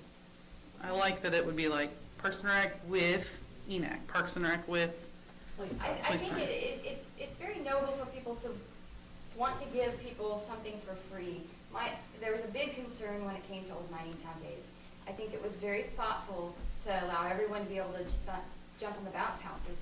But that did not give us a leg No. up to bring something for our town the next year. it did not, that was not thought through. We have to keep those things in mind. In order to build and get better, you have to have some sort of cost to offset the other cost. So I think that's good that you guys are thinking ahead of that. Yeah, and I think that's what the concessions, like, we do have a very low-income community, so if most of it's free, but then they still can have some things to buy, that works out great, because most people are gonna spend $10, $20, and some people are gonna spend more. We've actually discussed to not bring in food trucks, just so that money is actually put back into our parks. Yeah, money that the If we food have a trucks are larger making, event. we could be making. Yeah. Because we have people who would definitely, even like Simple Simons, if we even just sold pizza by the slice, they would, I'm sure other businesses would help too. They would maybe donate hamburgers or hot dogs or, you know, we have businesses that are really interested in building the community because it helps them. Just wait till you hear some of the good ideas they've come up with. They're So- pretty exciting. So, So do we want to go ahead and make the motion to allow this Parks and Recs group that is being formed to put up the park for this event? I think we probably need to do that. Yeah, One, yeah. someone take that I motion. make a motion that we allow the tentative Parks Department or committee to host a fall block party on October 21st in our district park. Okay, we made that motion to allow them to host that block party on October 21st. Bill has seconded that. All those in favor? 4-0. all right, well, we're gonna start getting advertising out then for it. Okay, and I would entertain a motion to adjourn. Motion that we adjourn. Okay, Bobby made the motion to adjourn. Gabe has seconded that. All those in favor? 4-0. We are adjourning at 8:22.